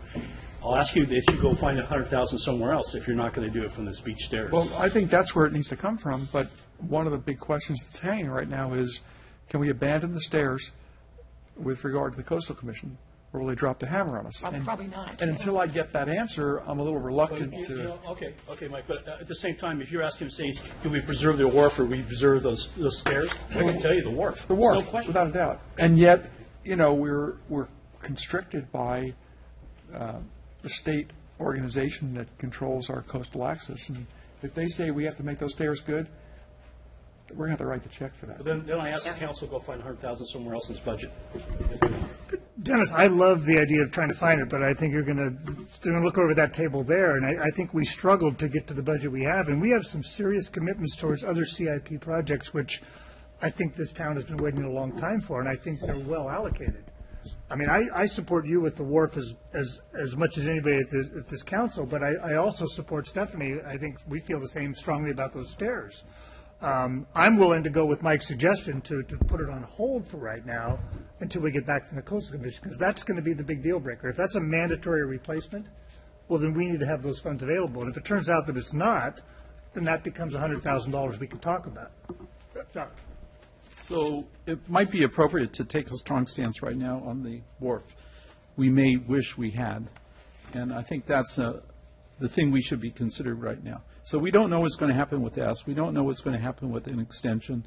So if we have a history of taking a strong stance on the wharf, I think that'll do good for the public. So I would toss out two options that I think could potentially address the concerns I've heard. One is to basically rebrand the Hooper Stairs, a different kind of project that's a bit of a placeholder. I tossed out the term coastal access. We could call it the coastal access / wharf project. I'm not sure if that would meet all the council members' needs, and that would make it clear that it's set aside for improvements in that general zone. Another option would be to basically pull out of the facilities fund, which frankly is underfunded for all our facilities need, and put it into the wharf fund. I think the wharf could be considered a facility already within the facilities fund, and you could spend directly from it. This would be making a more explicit commitment to that. But I will point out the fact that this building, the community center, there's also competing needs there as well. So those are two different ideas you may wish to consider. How much is the parking? How much is the parking for J Street Park? How much was that? About $150,000 project. I know the parking needs to be redone, but I could easily see putting that into the wharf. I think that parking lot's in horrible shape. I think we need to do it as soon as, we need to do it yesterday. But I'm going to try to keep the wharf going. Mr. Mayor? Go ahead. Okay. So we went through Vision Capitola, and short of anything else, that has been a really good look at what the community thinks. And where did the wharf come in? Last. Right. So we have to take a strong stance on the wharf at an early stage in this discussion. And Dennis is bringing it up, and maybe this is a time to actually do that. So if we don't have a record of doing that, and then we come 3 months, 6 months, or whatever in November, and say we need to all of a sudden now start taking care of the wharf, what's the public going to say? You haven't come forth and said, except for doing a few paint jobs on the, thank you, Steve, on the bathroom and fixing a few pilings, we haven't really done anything. So, maybe we really need to seriously think about taking a strong stance. I think from staff standpoint, I think that the parking lot, the condition of the parking lot at Jade Street is a problem. I think it also reflects pretty badly on the city. It's a tripping hazard too. It's an accident waiting to happen. It's So a I lawsuit waiting to I happen. would not recommend deferring that project. I think we're distracting ourselves. I think we're distracting ourselves from what the point is, and I don't want to tiptoe around it. I think that the last council meeting, this council stood up and gave some direction about some polling that we're going to do, because we realize that our wharf is in serious need, and this is not a $100,000 repair. We're talking about $3, $4, $5 million repair. So I'm looking at $100,000 that might potentially fix a stairway that people use, and we can argue all day whether 10 people or 20 people or 30 people use it, but it's another feature that we have in this town that's going to be left incomplete. So I'm not going to try to fool anybody that $100,000 is going to come close to doing anything to repairing that wharf, Dennis. That wharf is a $4 or $5 million project to do it the right way, and that's why we're preparing to embrace this community and say, look, you polled on Vision Capitola. This is item number 30. We want to let you know that wharf is not going to continue to be there because you're taking it for granted, and it's time that we take a serious look on how to get that going. And $100,000 I don't think is going to make an impact on that. It's going to make a commitment from us and the citizens to say, this wharf matters to us. But That's a good statement right there, Ed. You just made an argument for doing it. the statement for me is, no, I think we do ourselves a disservice when we have a broken project in town and we don't repair it. And like I said, I'm almost I'm very much convinced that the Coastal Commission to come back and say, fix the stairs, it's public access. And I strongly, I would do it even without that. So that would just be another nail in the coffin for that. I really like Mike's approach too. It's like, you know what, let's just put it in limbo right now. That's non-committal. I mean, we all are saying the same thing, it's just in different terminology. It's going to be $100,000 in a fund predicated on what kind of information we get. And I'd rather work on facts from the Coastal Commission than about what I like or what someone else likes. When a person goes back and looks at our budget, and we ask them to put money into the fund, if we would go extension of our tax measure, and then you say, well, what have you done? Well, we haven't done anything, but we want you to invest. Yeah, that's exactly the story. Dennis, Vision Capitola came back and half the people Vision there said, Capitola's survey meant nothing. I'm just telling you, Vision Capitola, a lot of people said they wanted a bathroom in Monterey Park, and we didn't put a dime into a bathroom. They said they wanted bathrooms, not a dime in this year's budget into a bathroom. So I mean, and we can't kid ourselves. I mean, a bathroom is a $250,000 item. I'm sure this council over time could figure out a way to build a bathroom, just like we build other items. But we cannot figure out a way to do what's right for that wharf. We're going to need help to do that. So it's more than just putting $100,000 into a fund. I think we start by the start we did. We were polling the people to find out, hey, we want to let you know that the wharf is in bad shape. We've had estimates done about what it's going to cost to fix it, and we need you to weigh in on if it's something that you would consider, being a partner in. I'm sorry, I'm not going to support the CIP budget or the budget unless we find a way to put some money in the wharf fund. It's something the city needs to do. Okay. Any other comments? Yes. Mike? We're fortunate that due to our efforts in the last few years, we have a fully funded reserve, okay? It would be easy for us to forget that we could even use more reserves. So perhaps not for this budget, but for future budgets, we should put a little bit of money away. We can go above the percentages we've set. And even if we put an extra $50,000 into reserves, we still have the money. And it would be a good show for future tax measures, and it would also be a little, I feel more comfortable than I did with our past reserves, but I'd feel even more comfortable if we started bumping that percentage up just a little. It doesn't have to be by percentage points, it can be just by amount. And that we say, $50,000, $100,000 each year, we bolster reserves. Just a thought.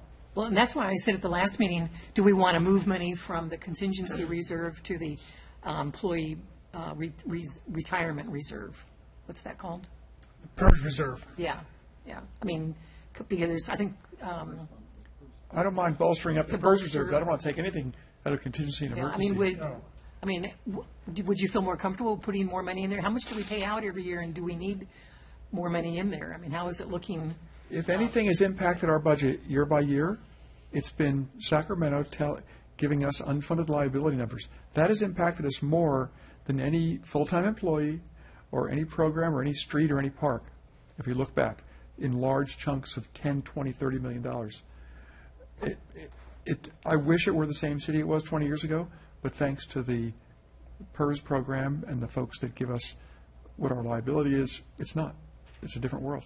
So are you comfortable with the amount that we have in that fund?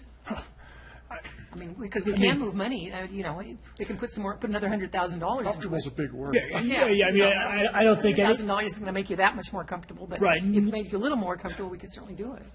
I don't think either one of us is going to say we're comfortable with the amount of funding that we have set aside in the PERS contingency reserve, because I think when we look at the 5, 6, 7-year projections, they're pretty dire out of CalPERS. So, for sure, if we could take the $100,000 and put it in the CalPERS reserve.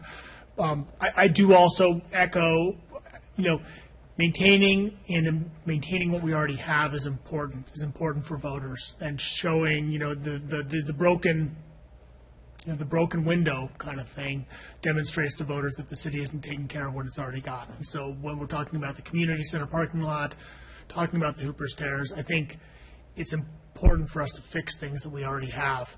I think that one thing, if this helps a little bit, is that we will reach out to the Conservancy, Coastal Conservancy, and see about getting some grant funding, and maybe being in a position where there isn't a line item in our budget that's already allocated funding to the Hooper Stairs may make it stronger.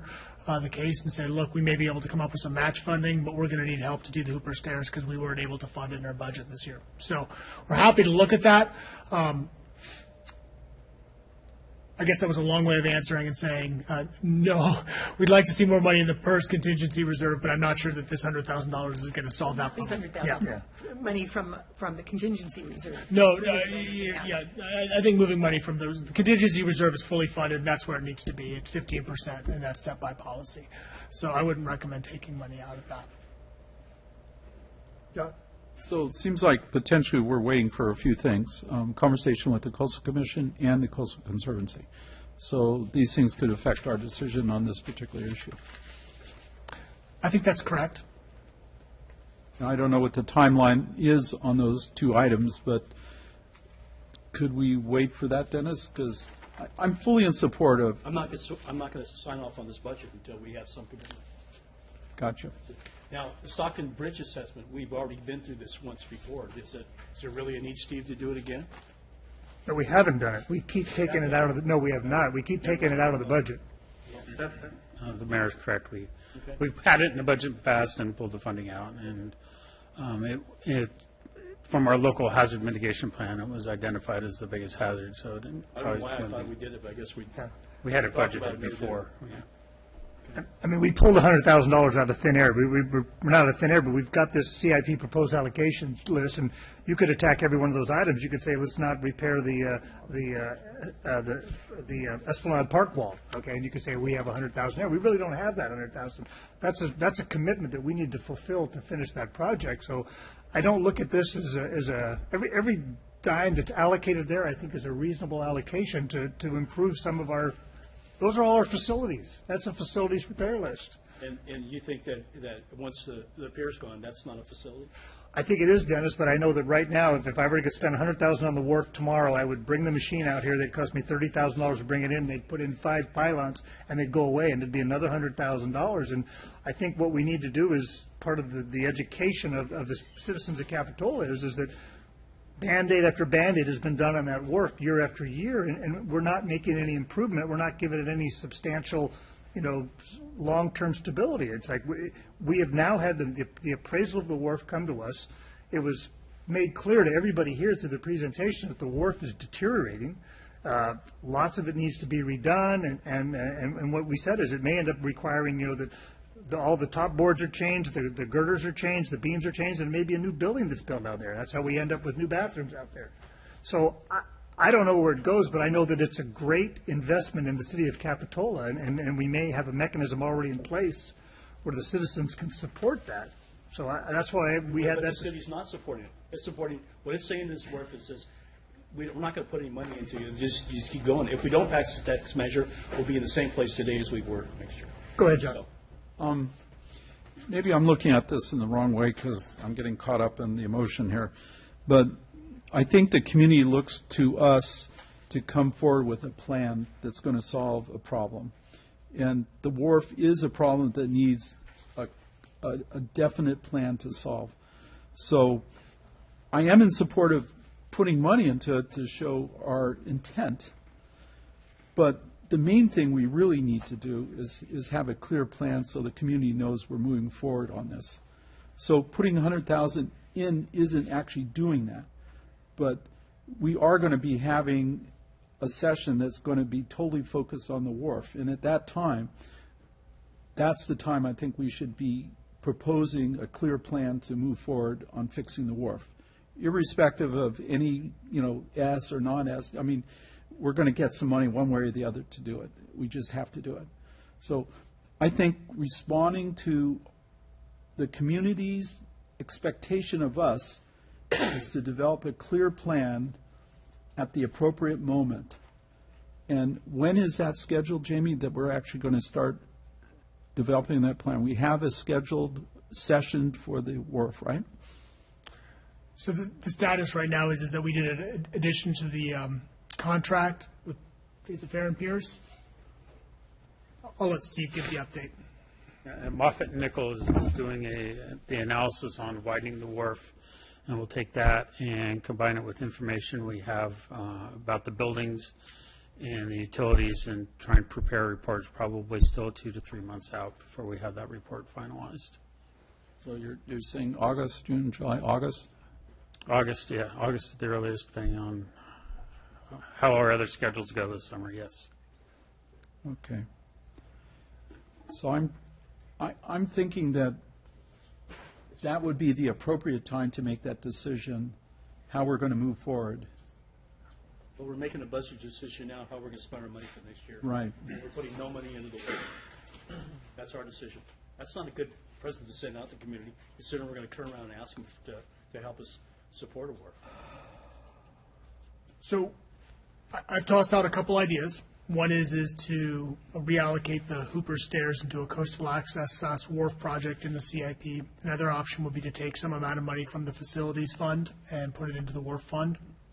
A third option is that with the sale of the mall, we expect about a $50,000 document transfer fee that we'll receive this year, which we haven't accounted for in the budget, which would increase our fund balance. So there is potentially about $50,000 that could be available in fund balance, which we could allocate to the wharf fund. How much money is in the CIP reserve? How much is there, Jim? The facilities fund? Yeah. The facilities fund balance, as projected right now, would be $130,000. We allocated 80, so 120. Mr. Mayor, to moving this to a fund for coastal access / wharf is no different than our wharf fund now.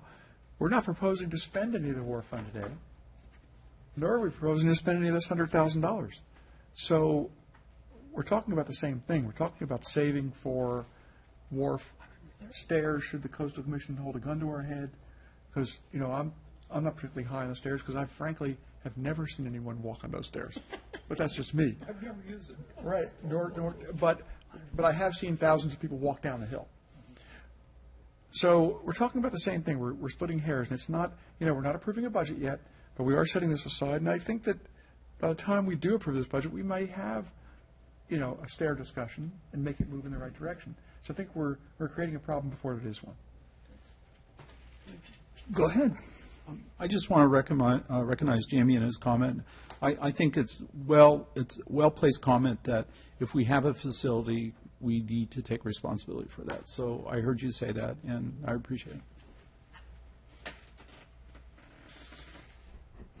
So in order for us to wrap up this evening, we would like, we don't have to wrap this up tonight, but, as we go into our final budget hearing and prepare the budget adoption papers, to get a feeling for the council's direction. So my suggestion would be, I think there's a number of different options that have been tossed out as council looks for a motion and a second and tries to give staff some direction on the CIP. And You're the mayor. Is there, thanks. Yeah, I did second it. and Mr. Mayor, Can Sorry, I missed. we go back on the motion, what the motion was? It was The motion is to place this $100,000 into a coastal access fund until we find out how committed we need to be to the stairs. That's it. and it was the coastal access / wharf Wharf fund, project. yeah. Yeah, and I accept it. second. And Any other discussion on that motion? All in favor? Aye. Aye. Opposed? Motion carries unanimously. Thank you, Dennis. And, with regard to the transfer fee, either the PERS fund or contingency reserve, either one, but that's a perfect place to store money that we don't have yet that we expect. Yeah. And the city treasurer would approve that comment. On the discussion with the Coastal Commission, this don't come across as that, are you going to make us replace the stairs and not bringing the wharf in the picture? In other words, we have $100,000 to spend. So what's important to you? Ask them what is important. Is the wharf important or is the stairs important? Let them, if they can weigh it that way. And one more comment, Mr. City Manager, could you please direct or ask nicely for Public Works and the Police Department to make a casual observation if anybody walks, no, they can't say if they walk down the stairs. Do it anymore. Maybe an inquiry as to people that are down there, if when the stairs were active, if people actually used them. How's that? Okay? Because it's my impression that I've seen people on the stairs, predominantly walking down, maybe not walking up, but... Are they obvious, or, do people really see them and know I they're remember there? seeing someone walk up with a surfboard. I'll just add anecdotally, nobody's called me about them except the Coastal Commission. Oh. So, from right Wow, ouch. Okay. Thank you for that. Bada boom. That's your parting shot, I think. So is there anything else on our, we have consensus? We need 2 members for the, Oh, the straw. and Oh, yeah, the we've straw. looked at the straws. Bring up the straws, yes. So we had 4 people? No, 5, Larry. Do you want? So we have 2 short ones, 2 long ones. So who is going to be on the committee? No, 2 long ones. 2 long ones, okay. Generally the way. That's a good question. I just clarified. Generally the way. You got 5 people who want to draw straws. No, 4, just 4. Or, Who would like to, how do we? I would just go down here in order. Start with Mike. I don't know. There was one you get.